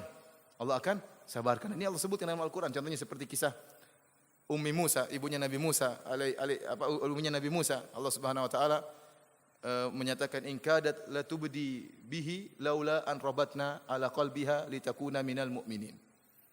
Hampir-hampir tatkala Nabi Musa diambil oleh si kecil Musa, tatkala dilepaskan di Sungai Nil, kemudian diambil oleh kerajaan Firaun, dilihat oleh ibunya Nabi Musa. Dia ingin ngomong itu anak saya mau diambil. Hampir-hampir dia ucapkan itu anak saya, namun Allah sabarkan dirinya. Maka dia pun bisa bertahan. Ya, kalau enggak dia bisa, oh itu anak saya, malah bahaya. Kemudian juga tatkala kaum mukminin tatkala berperang dalam perang Badar, bayangkan 300 lawan 1000 orang. Waliyarbitu ala qulubihim. Walau yarbitu ala qulubikum, ya, dalam ayatnya, saya lupa ayatnya, ya, dan agar Allah Subhanahu wa taala liyutsabbita bihil aqdam, ya, agar kemudian kami sabarkan hati-hati mereka karena sekarang repot 300 melawan 1000 orang. Itu ujian yang berat dan demikian juga ujian dialami oleh para pemuda ini. Mereka menghadapi ujian yang berat. Ujian yang mereka hadapi, pertama saya katakan mereka anak-anak orang kaya. Mereka anak-anak orang kaya. Kemudian mereka harus hidup miskin. Kenapa? Diusir dari negerinya. Pakaiannya disuruh ganti dengan pakaian orang miskin. Dan ini merupakan kesulitan tersendiri. Biasa hidup dengan hidup yang mewah, maka harus ditinggalkan hidup yang mewah tersebut demi tauhid kepada Allah Subhanahu wa taala. Kemudian harus pergi ke mana? Ke goa yang tidak ada makanan di situ, tidak ada minuman di situ, yang biasanya mungkin tidur di kasur harus tidur di goa, di atas tanah. Ini ujian tersendiri. Maka kalau Allah tidak sabarkan mereka, mereka tidak bakalan sabar. Ya ikhwan, terkadang ada kondisi di mana seorang mustahil dia bisa bersabar, namun Allah sabarkan dia. Kenapa? Karena dia ingin bertauhid kepada Allah Subhanahu wa taala. Kemudian di antara kesabaran yang harus mereka hadapi, ya mereka harus menyelisihi seluruh penduduk negeri. Bayangkan seluruh penduduk negeri semuanya musyrikin. Bapak-bapak mereka, mama-mama mereka, semuanya musyrikin. Cuma 7 orang ini yang tidak musyrik. Ini berat, menyelisihi masyarakat yang terjerumus dalam kemaksiatan, yang terjerumus dalam kesyirikan, dicerca oleh mereka, dihina oleh mereka. Ini butuh kesabaran. Oleh karenanya Allah mengatakan, wa rabatna ala qulubihim. Kami mengkokohkan hati mereka untuk mereka bersabar. Idz qamu faqalu rabbuna. Tatkala mereka diancam oleh sang raja, kembali kepada kesyirikan atau tidak kami rajam kalian. Maka mereka dengan berani mengatakan, Rabbuna Rabbus samawati wal ardi lan nad'uwa min dunihi ilaha. Kami tidak akan berbuat kesyirikan wahai raja. Raja siapa tadi namanya? Daknius. Apa? Daknius. Hah? Bukan Daknius. Ibnu Katsir menyebutkan apa? Mungkin dalam riwayat yang lain saya enggak tahu, Allah alam. Ada ius-iusnya pokoknya. Akhirnya mereka berkata di hadapan sang raja, kami tidak menyembah kecuali pencipta langit dan bumi, kecuali penguasa langit dan bumi. Lan nad'u min dunihi ilaha. Kami tidak akan berdoa kepada selain Allah Subhanahu wa taala.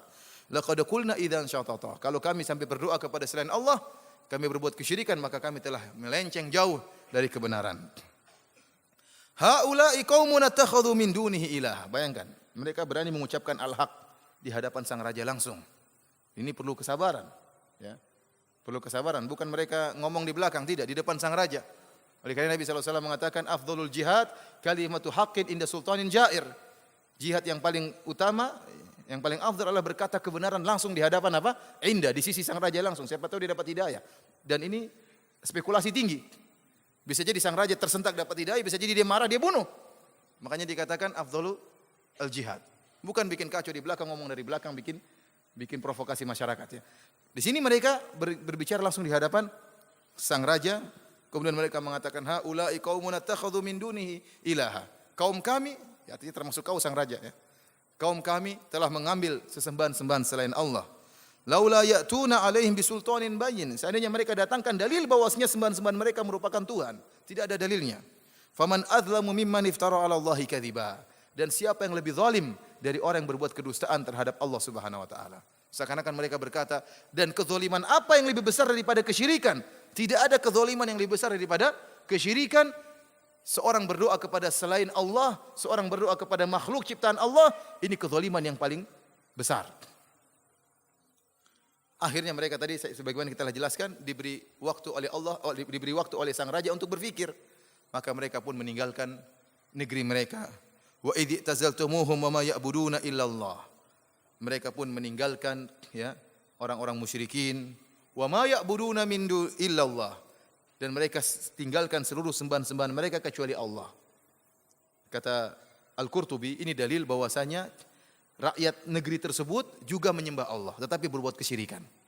Paham? Mereka menyembah Allah, namun mereka berbuat apa? Kesyirikan. Makanya Allah menggunakan kalimat wa idh tazaltumuhum wa ma ya'buduna min dunillah illallah. Dan tatkala mereka meninggalkan orang-orang kampung di negeri mereka, dan mereka meninggalkan sembahan-sembahan mereka kecuali Allah yang tidak mereka tinggalkan. Ini menunjukkan bahwasanya rakyat tersebut tatkala itu juga menyembah Allah Subhanahu wa taala. Kata Allah, fa'u ilal kahfi yanshur lakum rabbukum mir rahmatih.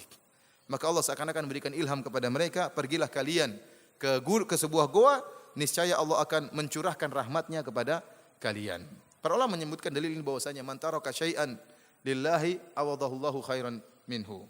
Barang siapa yang meninggalkan suatu karena Allah, mereka meninggalkan kesyirikan karena Allah, mereka meninggalkan kemaksiatan karena Allah, bukan karena takut dikata-katain orang, bukan karena takut dicibirkan orang, bukan karena takut kesehatannya terganggu, tidak. Mereka meninggalkannya karena Allah, maka Allah akan berikan ganti yang lebih baik.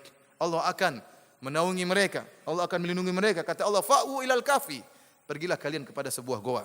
Yanshur lakum rabbukum mir rahmatih. Maka Allah akan mencurahkan rahmatnya kepada kalian. Wa yuhayyi' lakum min amrikum mirfaqah.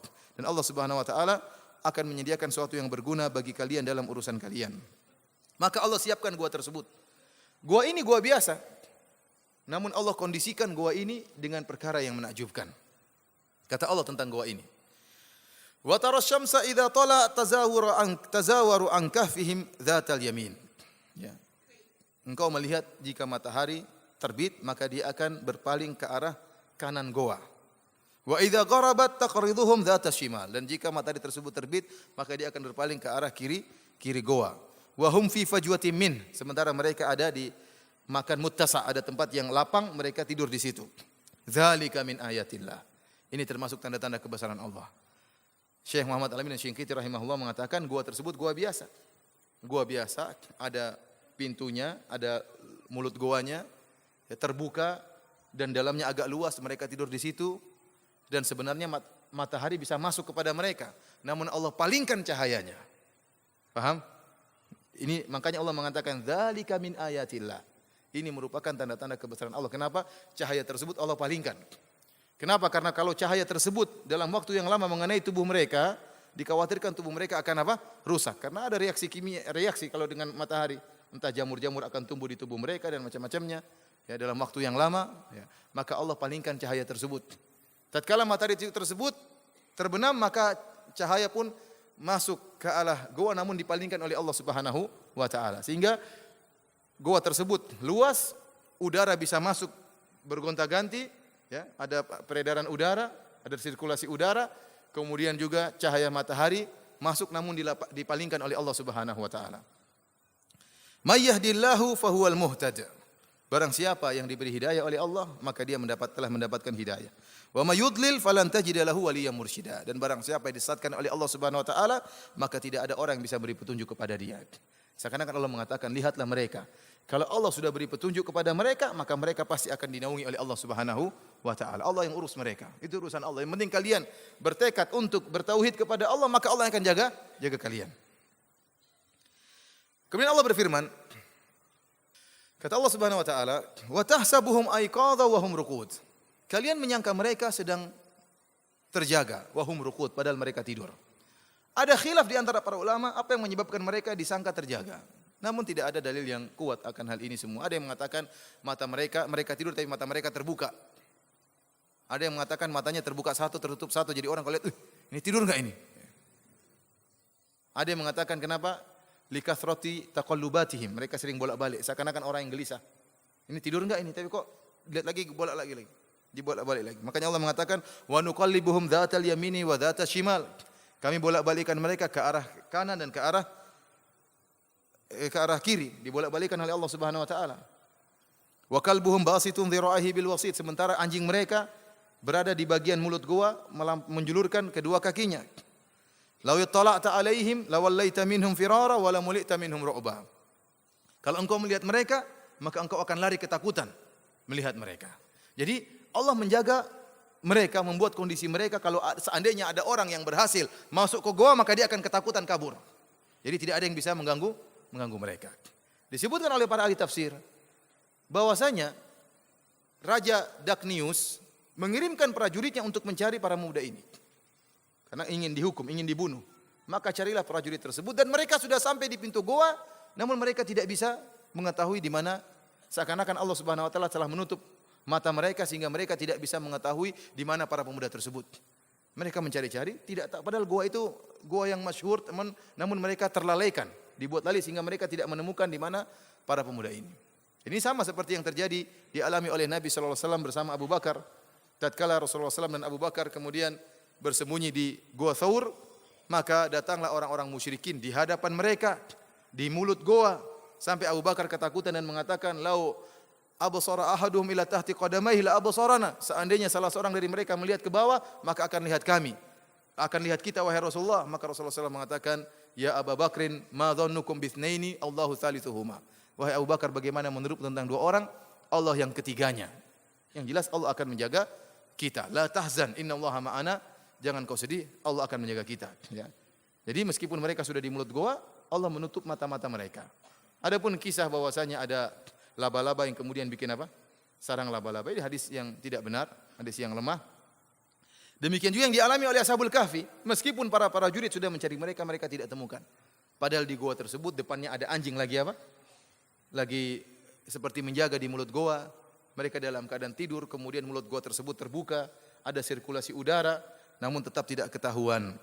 Di antara penjagaan Allah Subhanahu wa taala, Allah mengatakan, "Wa nuqallibuhum dzatal yamini wa dzatal shimal." Allah bolak-balikan mereka. Kenapa? Kata para ulama, Allah ingin sunnatullahnya jalan. Sunnatullah berlaku kalau seorang tidur dalam satu posisi, lama-lama darahnya bisa mengendap pada posisi. Bukan tidur sehari dua hari. Kita tidur baru satu hari aja capek sekali kadang-kadang. Apalagi 300 tahun tidurnya. Oleh karenanya Allah bolak-balikkan mereka. Yang kedua, kalau tidak dibolak-balikkan, khawatir mereka akan tertimbun dengan tanah. Sebagaimana Sunan Kalijaga yang bertapa di pinggir sungai. Ya kan? Akhirnya tertimbun tanah kan? Tidak sholat kemudian jadi wali. Ini cerita saya tidak percaya. Tapi maksud saya demikian. Kalau tidak dibolak-balikan lama-lama tertimbun dengan apa? Tanah. Maka Allah jaga mereka dengan membolak-balikan mereka. Antum perhatikan di sini. Allah mengatakan wa kalbuhum basitun dhira'ihi bil wasid. Dan anjing mereka di depan pintu goa menjulurkan kedua kakinya. Kenapa anjing disebut-sebut? Kata Ibnu Katsir rahimahullah, ini adalah faedah berteman dengan orang-orang yang baik. Anjing ini enggak ada urusan, tapi Allah sebutkan anjing tersebut. Ya, minimal dia mendapatkan keberkahan orang-orang Ashabul Kahfi tersebut sehingga dia disebut-sebutkan terus bersama orang-orang yang saleh. Sebagaimana Nabi SAW telah menjelaskan, bergaul dengan orang saleh enggak ada ruginya. Kalau enggak dikasih minyak wangi akan kecium juga terkena ciuman apa minyak wangi. Anjing tersebut coba disebut-sebut oleh Allah dalam Al-Qur'an. Antum aja enggak pernah disebut-sebut. Ini anjing disebut dalam Al-Qur'an berulang-ulang, nanti kita sebutkan ayat berikutnya. Gara-gara apa? Gara-gara dia hanya sekedar menemani apa? Menemani Ashabul Kahfi. Ini dalil yang paling kuat pentingnya bergaul dengan orang-orang saleh. Kemudian Allah bangunkan mereka. Inilah kisahnya. Inti dari kisah tersebut kata Allah, wa kadzalika ba'atsnahum liyatasaalu bainahum. Demikianlah kami bangunkan mereka agar mereka saling bertanya di antara mereka. Qala qailum minhum kam labithtum. Maka mereka pun, kita tidur berapa lama? Mereka saling bertanya. Qalu labithna yauman aw ba'dha yaum. Ada yang mengatakan kita tidur sehari penuh. Ada yang mengatakan kita tidur baru setengah hari. Kenapa? Mereka masuk ke goa di pagi hari, bangunnya sore hari. Mereka lupa, ini yang kita pagi hari hari ini atau pagi hari kemarin. Mereka tidak berpikir kalau mereka tidur 309 tahun. Mereka menyangka mereka tidur baru sehari atau setengah hari. Oleh karenanya adapun riwayat-riwayat Israiliyat yang menyebutkan tatkala mereka bangun kemudian kukunya panjang-panjang, jenggotnya kemudian rambutnya jabrik, ini enggak benar. Kalau itu panjang, kita enggak mungkin sehari kuku kita sudah 1 meter ya. Enggak mungkin, itu menunjukkan tidak benar. Ya, jadi mereka bangun dalam keadaan normal. Allah bukan cuma menjaga jasad mereka, bahkan baju mereka juga biasa-biasa saja, jenggot mereka biasa saja, bahkan anjingnya pun kena karomah, anjingnya pun enggak mati. Bukan kemudian jadi tulang begini, enggak. Wih, anjing kita jadi tulang, enggak. Anjingnya masih hidup, biasa-biasa saja. Ya. Jadi benar-benar anjing tersebut juga mendapatkan karomah dari bergaul dengan orang-orang saleh. Makanya orang yang hadir di majelis ilmu meskipun niatnya mungkin bukan untuk pengajian tetap dapat rahmat Allah Subhanahu wa ta'ala. Akhirnya mereka pun khilaf 2 pendapat, ada yang mengatakan kita tidur 1 hari, kayaknya kemarin kita tidur, kita baru bangun sekarang. Ada yang mengatakan, enggak, tadi pagi kita tidur, sekarang baru bangun. Ada yang mengatakan Rabbukum a'lamu bima labithtum. Ini yang ragu. Waduh, kita enggak tahu berapa hari kita tidur. Namun enggak kepikiran kalau mereka tidur sampai setahun, apalagi 300 tahun. Faba'athu ahadakum biwarikikum hadhihi ilal madinati. Kemudian mereka mengatakan, kirimkan salah seorang dari kita dengan uang ini. Jadi masih ada uang perak tersisa di kantong mereka. Mereka bangun dalam keadaan lapar. Gimana enggak lapar? 300 tahun tidur. Lapar, beli makanan dulu. Jadi mereka lapar semuanya. Ambillah uang tersebut, kamu pergi beli makanan. Kata mereka, utuslah salah seorang dari kalian. Sebagian Allah mengatakan, ini dalil bahwasanya kalau pekerjaan cukup dikerjakan 1 orang, enggak usah dengan 2 orang. Ya. Enggak usah dengan 3 orang, terkadang malah kacau nanti. Maka mereka utus 1 orang saja karena mereka sedang bersembunyi. Kalau 2 orang berjalan malah ketahuan. Tapi kalau 1 orang sembunyi-sembunyi mungkin bisa selamat. Kemudian falyanzur ayyuha azka ta'aman. Pergilah dengan uang tersebut, pergi ke kota, cari makanan yang paling enak. Kata Syekh Abdurrahman bin Nasir As-Sa'di dalam tafsirnya, ya, ini dalil bahwasanya orang boleh makan enak. Itu tidak? Mereka ini wali-wali Allah atau bukan? Mereka 7 orang ini wali Allah atau bukan? Ya wali Allah, tidurnya 309 tahun. Ternyata mereka cari makanan yang enak. Jadi boleh orang makan enak, boleh. Yang tidak boleh kalau berlebih-lebihan. Ya. Ustadz kok makan enak? Terus Ustadz makan gak enak terus? Ustadz boleh makan enak, boleh. Kalau ada kenapa ditolak? Tapi tidak boleh berlebih-lebihan. Saya punya dalil sekarang kan, boleh makan enak. Kemudian falyatikum birizqim minhu. Ini juga kata Syekh Abdurrahman bin Nasir As-Sa'di, ini dalil bahwasanya mereka anak-anak orang kaya. Kenapa? Mereka orang kaya biasa makan enak. Maka tatkala mereka bangun cari makanan yang enak karena itu makanan kebiasaan mereka. Mereka bukan orang miskin. Makanya mereka menyuruh utusan mereka untuk mencari makanan yang enak. Kemudian kata mereka wal yatalattaf, hendaknya dia keluar dengan perlahan-lahan, jangan sampai ketahuan. Wala yusy'iranna bikum ahada, jangan sampai seorang pun tahu di mana kalian. Kenapa kalau ketahuan? Innahum iyadharu alaikum, kalau sampai kita ketahuan, kalian ketahuan, yarjumukum au yu'idukum fi millatihim. Mereka akan merajam kalian sampai mati, atau mereka akan maksa kalian untuk kembali kepada agama nenek moyang mereka, ke dalam kesyirikan. Walam tuflihu idzan abada. Kalau begitu enggak ada keselamatan bagi kalian selamanya. Kalau kita sampai ketahuan, cuma ada dua pilihan. Pilihan pertama, kembali kepada kesyirikan, kalau enggak mau maka dibunuh, dan tidak ada pilihan ketiga. Ini dalil, dijadikan dalil oleh Syekh Muhammad Al-Amin Syinqiti rahimahullahu taala, bahwasanya di antara rahmat Allah kepada umat ini, Allah memberikan keringanan. Famastukrihu alaihi. Barang siapa yang dari umat ini, ya. Inna Allah tajawaza an ummati. Allah memberi keringanan kepada umat ini. Di antaranya apa yang mereka dipaksakan. Umat-umat terdahulu kalau dipaksakan enggak boleh mengucapkan kalimat kufur. Adapun umat Muhammad kalau dipaksakan mengucapkan kalimat kufur, maka ucapkanlah sebagaimana Ammar bin Yasir radhiyallahu taala anhu, dan tidak dihukum sebagai kufur, sebagai orang kafir. Kenapa? Terpaksa. Adapun dalam kisah Ashabul Kahfi, mereka mengatakan yarjumukum au yu'idukum fi millatihim. Cuma dua pilihan, tidak ada pilihan ketiga. Dirajam atau meninggal. Tidak ada dia mengatakan pilihan ketiga, kalau kalian dipaksa maka pura-puralah mengatakan kami setuju. Ini pendapat Syekh Muhammad Al-Amin Asy-Syinqiti rahimahullahu taala. Adapun perhatikan di sini, wal yatalattaf artinya apa tadi? Jalanlah pelan-pelan, ya. Berlakulah lemah lembut, jangan sampai ketahuan. Namun sering kalimat wal yatalattaf ini dijadikan jimat, ya. Iya kan, kalau Al-Qur'an kita warnanya merah. Maksudnya apa warna merah itu? Paling tengah katanya. Paling tengah. Dipotong dijadikan jimat wal yatalattaf. Ya. Padahal maknanya pelan-pelan, jangan sampai ketahuan. Tapi dijadikan apa? Mungkin jimat untuk menghilang kali, wallahu alam. Nah, ini salah. Ayat Al-Quran tidak digunakan untuk jimat. Dibaca bukan untuk menghilang, bukan untuk sakti, tidak ada dalilnya. Ini salah penggunaan, ya. Para hadirin hadirat yang dirahmati Allah Subhanahu wa taala, maka keluarlah orang ini sebagaimana dijelaskan oleh Ibnu Katsir. Dia pun keluar dari goa, kemudian mulailah dia heran lihat kondisi dunia. Ya atau tidak? 300 tahun ini berubah, ya. Ada rumah yang sudah runtuh, ada rumah baru, ada pohon yang sudah tumbang, ada pohon baru. Maka Ibnu Katsir menyebutkan, dia mengatakan, jangan-jangan saya gila. Kenapa dunia berubah seperti ini? Ada yang mengatakan, jangan-jangan saya masih mimpi. Maka dia pun, mimpi enggak ya? Enggak, saya sadar. Jalan, tapi dia jalan terus, lapar cari makan. Jalan sehingga dia masuk dalam kota. Maka dia cari makanan. Lihat kondisi manusia sudah berubah. Kondisi toko-toko sudah berubah, kios-kios sudah berubah. Namun karena dia lapar, dia pun beli makanan. Dia sudah tawar makanan, maka dia keluarkan uangnya. Uang perak tadi, gambarnya gambar Dark News. Ini uang 300 tahun yang lalu. Ya. Kalau kita kan seperti kita ada uang gambar monyet, Kak. Berapa tahun yang lalu? Sekarang sudah jadi gambar apa? Wallahu alam. Jadi gambar dulu gambar apa? Gambar rajanya, kemudian dia pun bayar. Waktu dia bayar, penjualnya heran, waduh ini dari mana dia ini? Jangan-jangan dapat harta karun. Kamu dari mana? Dari mana? Oh, terjadi perdebatan. Kamu dari mana? Bukankah raja kalian Raja Dark News? Saya kemarin masih di sini saya. Mereka maka terjadi dialog. Akhirnya diangkatlah orang ini, dibawa orang ini menemui raja yang baru. Menemui raja yang baru. Ternyata kisah Ashabul Kahfi ini kisah yang masyhur di negeri tersebut. Meskipun sudah 300 tahun yang lalu. Kenapa? Dulu mereka sadar, dulu ada cerita 7 orang mau dibunuh, dicari oleh prajurit, enggak ketemu-ketemu, hilang. Sehingga raja yang sekarang pun tahu. Ternyata kalian. Maka akhirnya sang raja pun ingin ketemu dengan Ashabul Kahfi yang lainnya. Maka berangkatlah mereka diantar oleh pemuda ini menuju ke goa tersebut.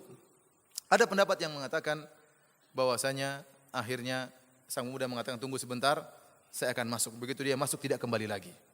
Namun pendapat yang kuat bahwasanya mereka ketemu. Dalilnya firman Allah Subhanahu wa taala, "Wa kadzalika a'tsarna 'alaihim." Maka kami menjadikan mereka ketemu dengan apa? Ashabul Kahfi. Jadi raja itu masuk dengan anak buahnya, kemudian berpelukan dengan mereka, dengan 7 orang tersebut. Setelah itu mereka meninggal dunia. Jadi Allah ternyata buat skenario, apa tujuan Allah membuat kisah Ashabul Kahfi ini? Kata Allah, Allah sebutkan, "Wa kadzalika atharna 'alaihim liya'lamu anna wa'dallahi haqq." Demikianlah kami menjadikan mereka bertemu dengan Ashabul Kahfi tersebut. Kenapa?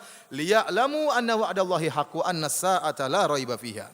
Agar mereka tahu bahwasanya janji Allah adalah benar dan bahwasanya hari kiamat itu ada. Disebutkan bahwasanya mereka penghuni negeri tersebut setelah 300 tahun ini, mereka ragu tentang adanya hari kiamat. Ada yang mengatakan tidak ada hari kiamat, ada yang mengatakan hari kiamat, ada yang mengatakan yang dibangkitkan cuma ruh, jasad tidak. Maka Allah buat cerita Ashabul Kahfi untuk membuktikan bahwasanya hari kiamat mudah bagi Allah. Ini orang-orang Allah tidurkan 300 tahun dan Allah bangkitkan mereka sebagaimana sedia kala. Sebagai contoh kecil dari mungkinnya hari kiamat. Maka Allah mengatakan, "Wa kadzalika atharna 'alaihim liya'lamu." Kami jadikan mereka bertemu dengan Ashabul Kahfi agar mereka mengetahui bahwasanya janji Allah itu benar dan bahwasanya hari kiamat tidak diragukan. Idz yatanaza'una bainahum amrahum. Setelah mereka meninggal, terjadilah berdialog di antara mereka. Faqalu bunu 'alaihim bunyana. Mereka mengatakan, kita bangunkan bangunan di atas kuburan mereka. Rabbum a'lamu bihim.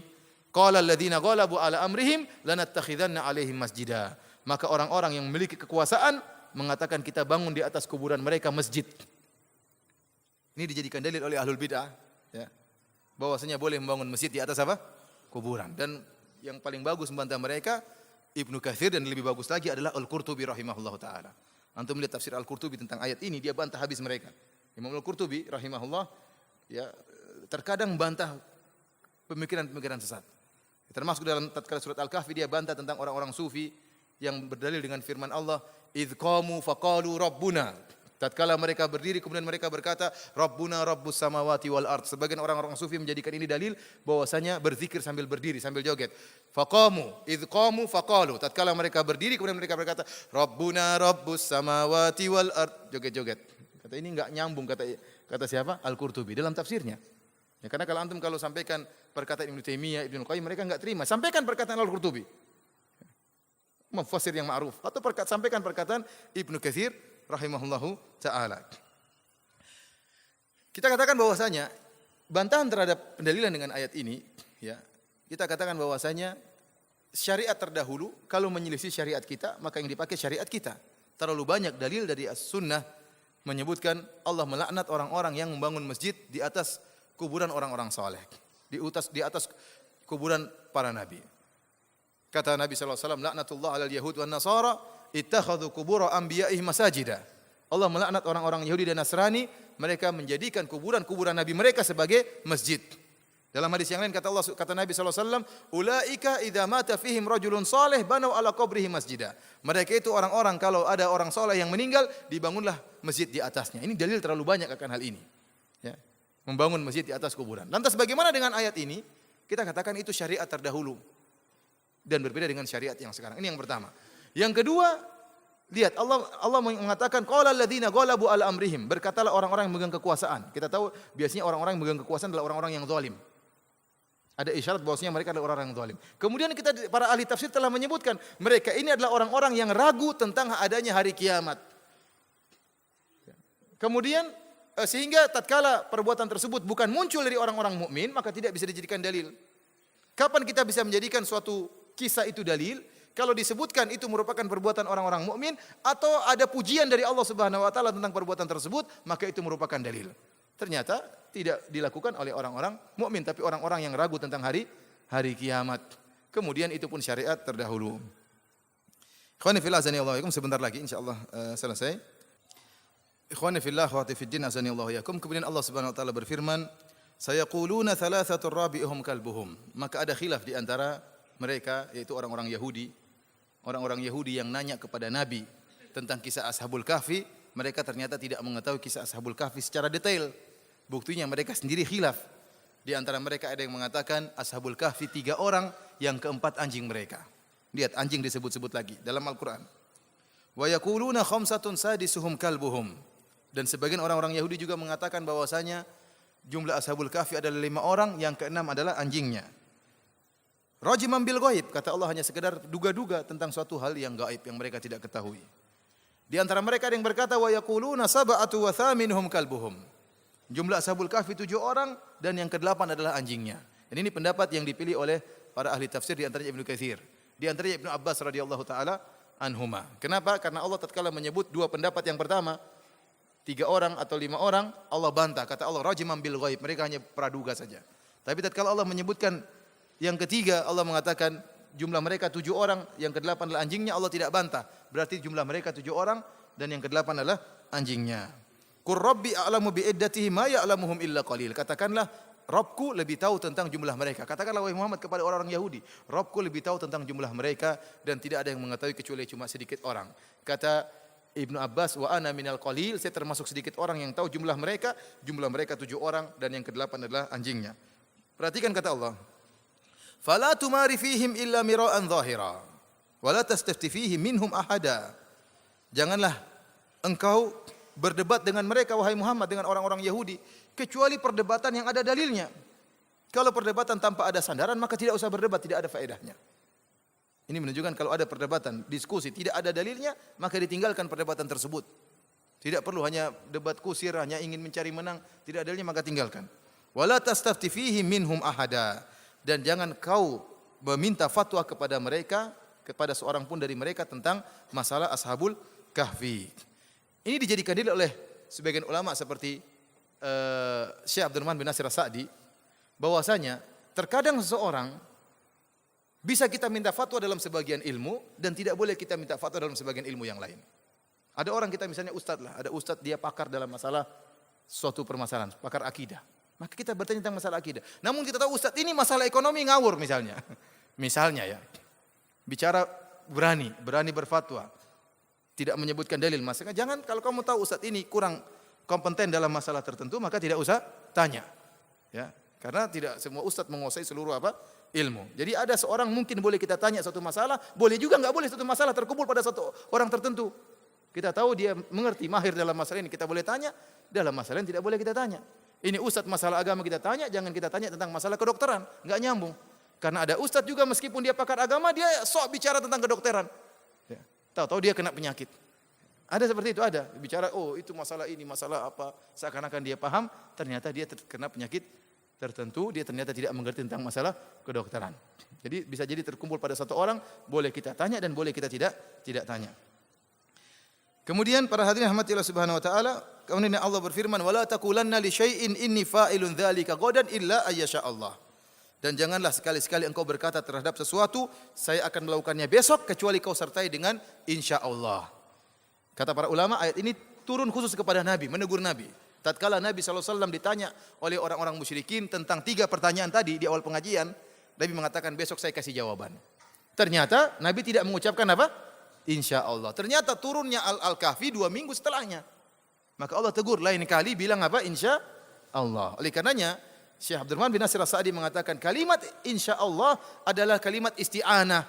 Kalimat minta pertolongan kepada Allah. Seakan-akan kita mengatakan bismillah. Bismillah itu apa? Dengan nama Allah, ini minta pertolongan kepada Allah. Demikian juga insya Allah. Artinya apa? Kita ingin bertekad melakukan sesuatu, namun kita tidak bisa memastikan. Maka kita katakan apa? Insya Allah. Dengan izin Allah. Seakan-akan kita mengatakan demikian. Ini penggunaan kalimat insya Allah yang benar. Bukan sebaliknya. Insya Allah digunakan dalam rangka untuk meninggalkan perbuatan. Kamu besok hadir enggak ya? Hadir enggak? Insya Allah. Padahal enggak mau hadir. Bilang aja enggak. Tapi supaya tidak dicela dia mengatakan apa? Insya Allah saya tidak hadir. Jadi insya Allah itu kalimat isti'anah. Ya. Kemudian oleh karenanya Nabi Sulaiman alaihissalam pernah mengatakan, la atufanna al-laila ala tis'ina imra'atan talidu kullu wahidatin minhunna gulaman yuqatilu fi sabilillah. Maka dia mengatakan malam ini saya akan berhubungan dengan 90 wanita. Satu malam ini. Setiap wanita tersebut semuanya akan hamil dan semua akan melahirkan seorang anak yang akan berjihad di jalan Allah. Kata malaikat Jibril, "Qul insyaallah." Bilang insyaallah. Nabi Sulaiman lupa bilang. Maka dia pun berhubungan malam tersebut dengan 90 wanita, tidak ada yang mengandung semuanya. Kecuali satu orang, itu pun anaknya lahir dalam keadaan cacat. Kata Nabi sallallahu alaihi wasallam, kalau seandainya Nabi Sulaiman mengatakan insyaallah, maka semuanya akan melahirkan anak-anak apa? Yuqatiluna fi sabilillah, fursanan, mereka akan menjadi para pejuang yang akan berjihad di jalan Allah Subhanahu wa taala. Namun Nabi Sulaiman lupa bilang apa? Insyaallah. Oleh karenanya antum demikian, kalau melakukan sesuatu bilang insyaallah, karena itu kalimat pertolongan, minta tolong kepada Allah. Ya, bahkan dalam hadis disebutkan bagaimana Ya'juj dan Ma'juj mereka kan berusaha membolongi bendungan Nabi Sulaiman. Mereka berusaha Nabi Dzulkarnain. Dia berusaha untuk membolongi namun famastata'u ayyadharuhu wa mastata'u lahu naqaba. Mereka tidak bisa manjat dan mereka tidak bisa melobangi. Mereka datang ini hari ini mereka bolongin, kemudian mereka tinggalkan, besok tertutup lagi. Mereka bolongin lagi, tertutup lagi, Allah tutup lagi. Satu saat mereka bolongin, kemudian pimpinan mereka mengatakan besok kita lanjutkan insyaallah. Kalau dia mengatakan insyaallah, Allah tidak tutup lagi. Terbuka dan akhirnya terbuka nanti pada menjelang hari kiamat karena berkat insyaallah. Ikhwani fillah wa fiddin azani Allah wa iyyakum. Kemudian kata Allah, "Wadhkur rabbaka idza nasita wa qul asa ay yahdiyani rabbi li aqraba min hadza rasyada." Ya, dan ingatlah Allah jika engkau lupa. Ini ada dua tafsiran. Tafsiran pertama mengatakan kalau kamu sudah bersumpah atau kamu mengatakan besok saya akan melakukan demikian terus kamu lupa, bilang insyaallah begitu ingat. Bilang apa? Insyaallah. Ada yang mengatakan tafsiran kedua, kalau kamu lupa apapun ingat Allah Subhanahu wa taala. Wa ma ansanihi illa syaitanu an adzkurah. Karena kelupaan itu datang dari syaitan. Kelupaan itu datang dari syaitan. Oleh karenanya orang yang melakukan maksiat sering dilupakan oleh Allah Subhanahu wa taala. Kenapa? Karena dari syaitan. Dan subhanallah orang yang suka baca Al-Qur'an maka mereka tidak suka lupa. Makanya menakjubkan para ulama dijaga otak mereka oleh Allah Subhanahu wa taala. Antum kalau Syekh Abdul Muhsin Al-Abbad, ya. Syekh Abdul Muhsin Al-Abbad kalau murojaah Quran kita lihat sendiri di saf depan di Masjid Nabawi sambil hafal Quran. Anaknya atau saudara atau cucunya mengikuti, menyimak. Antum lihat kalau dia berfatwa, masih jalan otaknya, benar-benar fresh, ngomongnya cepat, kemudian akalnya cepat. Padahal sudah umur 80-an. Tidak pikun kalau kita sudah 70 tahun, coba diulang pertanyaannya, bingung. Syekh Abdul Muhsin tidak, terlancar. Ini para ulama seperti itu. Syekh Shalih Fauzan coba lihat, jawab dengan begitu ringan. Kenapa? Mereka selalu ingat Allah Subhanahu wa taala, maka dijauhkan dari lupa oleh Allah Subhanahu wa taala. Jadi kita enggak pernah baca Quran, kemudian kenapa saya suka lupa? Ya gimana enggak suka lupa? Enggak pernah baca Quran. Enggak pernah ingat Allah Subhanahu wa taala. Maksiat dilihat terus, ya lupa terus makanya. Makanya kalau orang kata orang apa? Kalau banyak hafalan maka banyak apa? Lupa. Kurang hafalan kurang lupa. Enggak punya hafalan enggak lupa. Ikhwani fil azani Allah wa iyyakum, kata Allah walabithu fi kahfihim 300 sinina wasdadu tis'a. Mereka tidur di dalam Goa Al-Kahfi selama 300 tahun ditambah dengan 9 tahun. Ini kata para ulama hitungan secara kalender Hijriyah, bukan kalender Syamsiyah. Dalam kalender Syamsiyah mereka tidur selama 300 tahun. Berbeda dengan kalender Qamariyah atau Hijriyah 309 tahun. Karena kita tahu perbedaan antara kalender Syamsiyah Masehi dengan Hijriyah bedanya 11 hari. Artinya apa? Kalau kalender Masehi 365 hari, kalau kalender Hijriyah berapa? Kurang 11. Berapa jadinya? 365, 350, 56 lah sekitar gitu. 355-an. Jadi bedanya 11 hari. Ya. 354 hari. Jadi bedanya 11 hari. Kalau begitu, kalau 100 tahun bedanya berapa hari? 1100. Ya, iya enggak? Kalau 1 tahun 11 hari,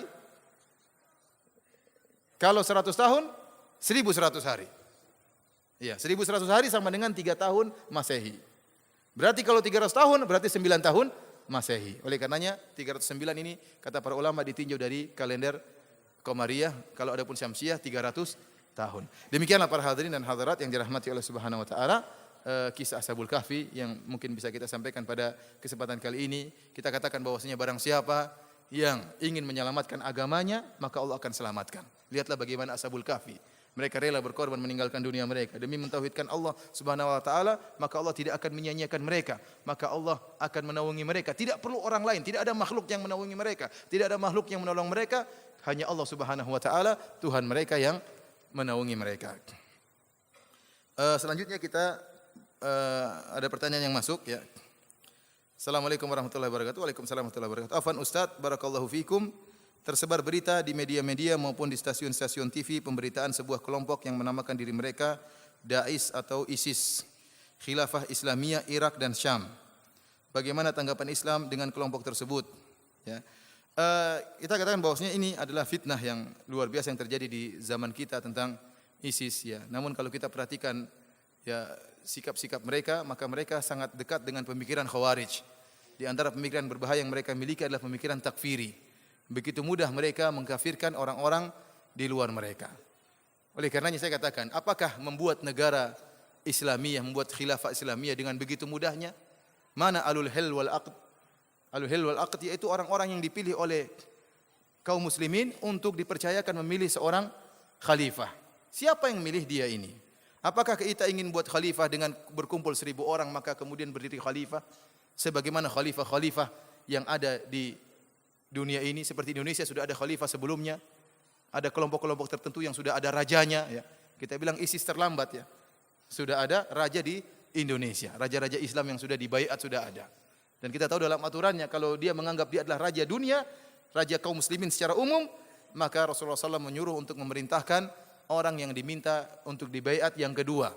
Ya, kalau datang yang kedua kata Nabi SAW, faqtuluh, bunuhlah khalifah yang kedua, kainan mangkana, siapapun dia, dibunuh. Kita katakan kalau perkaranya bikin khalifah hanya sekedar kumpul-kumpul kemudian tunjuk kamu jadi khalifah, kemudian kita baiat, kemudian dia jadi khalifah kaum muslimin, maka ini adalah kengawuran. Ya, kengawuran. Sudah banyak khalifah seperti dia.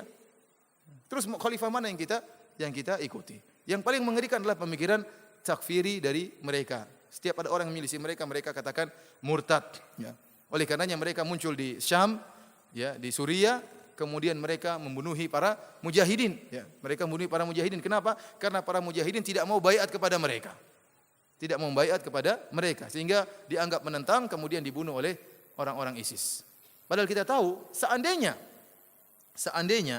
orang-orang ISIS ini sah khilafahnya, menjadi khalifah kaum muslimin di dunia ini, maka kalau ada orang yang tidak mau baiat, tidak otomatis menjadi murtad. Nabi SAW mengatakan, man mata wa laisa alaihi unuqihi bai'ah, famata mitatan jahiliyah. Barang siapa yang meninggal dalam keadaan tidak ada baiat di atas kepalanya, di atas pundaknya, maka dia meninggal dalam keadaan meninggal jahiliyah. Para ahli syurahul hadis seperti Ibnu Hajar, kemudian Al-Imam Nawawi dan yang lainnya menyatakan yang dimaksud dengan mati jahiliyah bukan mati dalam keadaan kafir, tetapi mati sebagaimana orang-orang jahiliyah yang mereka tidak punya imam.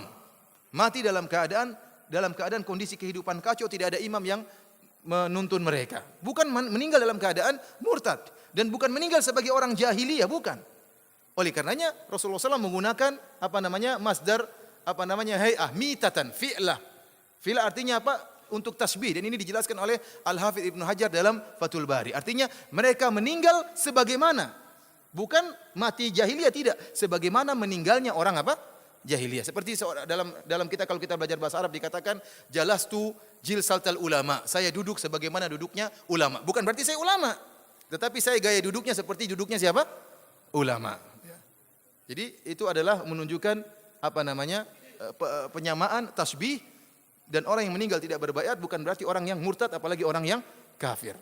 Ya. Oleh karenanya, dan ini kenyataan yang kita hadapi juga di tanah air kita. Ada sebagian kelompok yang barang siapa yang tidak berbaiat kepada imamnya, maka dikafirkan. Kita bilang, imammu siapa yang angkat? Kamu tiba-tiba bikin negara ngaku punya imam, terus yang tidak masuk golonganmu, tidak baiat dikatakan kafir. Saya ingin tahu imam ini siapa? Bagaimana kemampuannya? Bagaimana hafalannya? Bagaimana ilmu agamanya? Apakah kita bikin negara kumpul 1000 orang, 2000 orang, 5000 orang, 10.000 orang, bikin negara begitu mudahnya? Yang anehnya ISIS ini, sebagaimana saya baca tulisan dari para mujahidin di Suriah, orang-orang ISIS menuduh mujahidin di Suriah sebagai khawarij. Dibalik sama mereka. Kenapa? Karena mereka tidak mau baiat kepada siapa? Abu Bakar Al-Baghdadi. Yang tidak baiat kepada imam maka khawarij. Ini benar kalau imamnya benar, mereka khawarij. Sekarang kita katakan, apa itu khawarij? Khawarij orang-orang yang membangkang keluar dari pemerintahan yang sah. Ya atau tidak? Sekarang mereka ini pemerintahannya sah atau tidak? Tidak sah. Kalau mau diangkat sebagai pemimpin, maka yang lebih utama adalah para mujahidin. Mereka berjuang lebih lama, lebih dahulu. Jumlah mereka lebih banyak. Mereka lebih utama untuk membuat suatu negara daripada ISIS. ISIS daerahnya mana? Wilayahnya mana? Saya tanya, apakah Nabi SAW tatkala di Mekah mengatakan saya Raja Madinah? Nanti kalau sudah Nabi ke Madinah, sudah punya wilayah, baru berdirilah khilafah Islamiyah. Ini mereka belum punya daerah, sudah ngaku menguasai Suriah dan Irak. Baru 100 orang, berapa ratus orang, sudah mengatakan saya Raja Suriah dan Irak, sekarang jadi khilafah Islamiyah dunia. Jadi bagaimana orang kemudian mendirikan khalifah, wilayahnya enggak ada, wilayahnya belakangan katanya. Terus barang siapa yang keluar dari mana? Kamu wilayahnya di situ. Saya tidak pernah keluar, dari dulu memang saya sudah keluar. Kecuali kalau saya masuk wilayahmu kemudian saya keluar, jadilah saya khawarij. Makanya aneh, orang-orang ISIS menuduh para mujahidin dikatakan sebagai apa? Sebagai khawarij. Dan sikap takfir mereka mengkafirkan terlalu berlebihan. Sampai antum lihat bagaimana para masyayikh yang juga memiliki pemikiran takfiri membantah mereka. Ini para masyayikh saja yang mengkafirkan pemerintah Arab Saudi, yang mengkafirkan Raja Fahad, yang mengkafirkan ulama Saudi saja membantah mereka. Artinya mereka saja dibantah oleh takfiri, berarti takfiri mereka sudah parah. Bahkan di antaranya saya di sebagian maktok video bahwasanya ISIS ini mengkafirkan Usama bin Laden rahimahullahu taala. Usama bin Laden memiliki pemikiran takfiri, ya. Semoga Allah mengampuni dia. Dia mengkafirkan Daulah Saudi, mengkafirkan apa? Pemerintah Arab Saudi dan mencela para ulama. Dia saja memiliki pemikiran takfiri dikafirkan oleh ISIS. Bagaimana dengan antum-antum ini? Yang sudah mengkafirkan saja masih dikafirkan oleh apa? ISIS. Oleh karenanya mereka sangar. Ya, ada yang tidak setuju tinggal bunuh, ada yang tidak setuju tinggal apa? Gorok. Ya. Seperti mereka mengaku kami telah di Irak, ya, telah melakukan kemenangan-kemenangan. Ini sebagian seperti Ustaz Abu Sa'ad hafizahullah telah menjelaskan ini kedustaan. Ya, di Irak sudah banyak orang berperang, mereka jumlahnya sedikit. Sementara seakan-akan kemenangan tersebut dari ISIS, padahal tidak. Cuma banyak para mujahidin tidak di-upload, tidak diangkat. Mereka tidak sebut-sebutkan jasa mereka. Mereka perang tanpa menyebar-jebarkannya di mana? Di internet. Sementara ISIS sedikit-sedikit foto, sedikit-sedikit di-shooting, sedikit-sedikit disebarkan sehingga membuat image kepada masyarakat seakan-akan mereka yang berjasa ya dalam mengalahkan orang-orang di Irak atau berjasa dalam mengalahkan orang-orang misalnya di Suriah. Tidak benar para mujahidin sejak dahulu. Justru mereka datang menghambat kerjaan para mujahidin. Yang menyedihkan para mujahidin yang ada di Suriah untuk memerangi mereka ragu-ragu. Tapi mereka kalau membunuh mujahidin tidak ragu-ragu. Kenapa? Murtad semuanya. Sehingga kita sedih tatkala melihat gambar bagaimana atau foto atau video seorang yang berjenggot menyembelih orang yang berjenggot. Yang menyembelih mengatakan la ilaha illallah, yang mau disembelih juga mengatakan apa? La ilaha illallah. Yang menyembelih mengatakan Allahu Akbar, yang disembelih juga mengatakan apa? Allahu Akbar. Menyedihkan ini. Mengerikan, takfir mereka sangat apa? Sangat mengerikan. Oleh karena ikhwani fillah azanillahu yakum, mereka adalah fitnah, ya, maka kita jangan terpedaya, ya. Lihat mereka di antara ciri-ciri yang disebut oleh Nabi tentang orang-orang Khawarij, mereka apa? Yatrukuna yuqatiluna al-muslimin wa yatrukuna ahlul authan. Mereka memerangi orang-orang muslimin dan mereka meninggalkan orang-orang penyembah berhala. Kalau mereka adalah mujahidin yang sejati, harusnya mereka memerangi Bashar Asad sampai titik darah yang penghabisan. Kalau mereka mujahidin yang sejati, harusnya mereka memerangi Yahudi sekarang sampai titik darah penghabisan. Namun mereka mengatakan kami memerangi orang-orang murtad dahulu sebelum orang kafir. Ya, murtad itu siapa? Ya banyak yang murtad tersebut. Hamas murtad. Ya, kita bilang Hamas mungkin punya kesalahan tapi tidak sampai pada derajat apa? Murtad. Mujahidin mungkin punya kesalahan tidak sampai pada derajat apa? Murtad. Kemudian Saudi murtad. Semuanya murtad. Yang tidak murtad cuma mereka. Kalau mereka sampai ke sini, antum juga jadi murtad kalau tidak baiat sama mereka. Oleh karenanya pemikiran takfir mereka sangat mengerikan dan kita seumur hidup tidak pernah menemukan pemikiran takfir sesadis sekarang ini. Sampai sekarang antum lihat situs-situs yang ada di internet yang biasanya tukang mengkafirkan pemerintah, bantah mereka. Ya. Contohnya situs Ar-Rahmah yang kerjaannya mengkafirkan apa? Mengkafirkan pemerintah, mengkafirkan presiden, mengkafirkan pegawai negeri. Sekarang membantah mereka. Ya, berarti takfirnya sudah parah. Sampai takfir aja bantah apa? Takfiri. Oleh karenanya kita berlindung kepada Allah Subhanahu wa taala ya dari segala fitnah, ma dhahara minha wa batan, baik fitnah yang nampak maupun fitnah yang tersembunyi, dan semoga Allah Subhanahu wa taala menganugerahkan kepada kita husnul khatimah. Dan saya ingatkan kepada ikhwan, apapun yang terjadi, fitnah apa yang terjadi, yang penting kita beribadah. Selama kita beribadah, selama kita tidak meninggalkan salat malam, selama kita menyisihkan waktu untuk ikut pengajian, selama kita menyisihkan waktu untuk baca Al-Qur'an, maka insyaallah Allah menjaga kita. Kalaupun kita akhirnya toh meninggal, maka meninggal dengan kemuliaan. Adapun kalau kita datang fitnah sementara kita tidak bertakwa kepada Allah Subhanahu wa taala, kemudian kita meninggal, maka kita mati konyol. Demikianlah para hadirin rahmatillah subhanahu wa ta'ala kajian kita pada kesempatan kali ini. Wabillahi taufik. Assalamualaikum warahmatullahi wabarakatuh.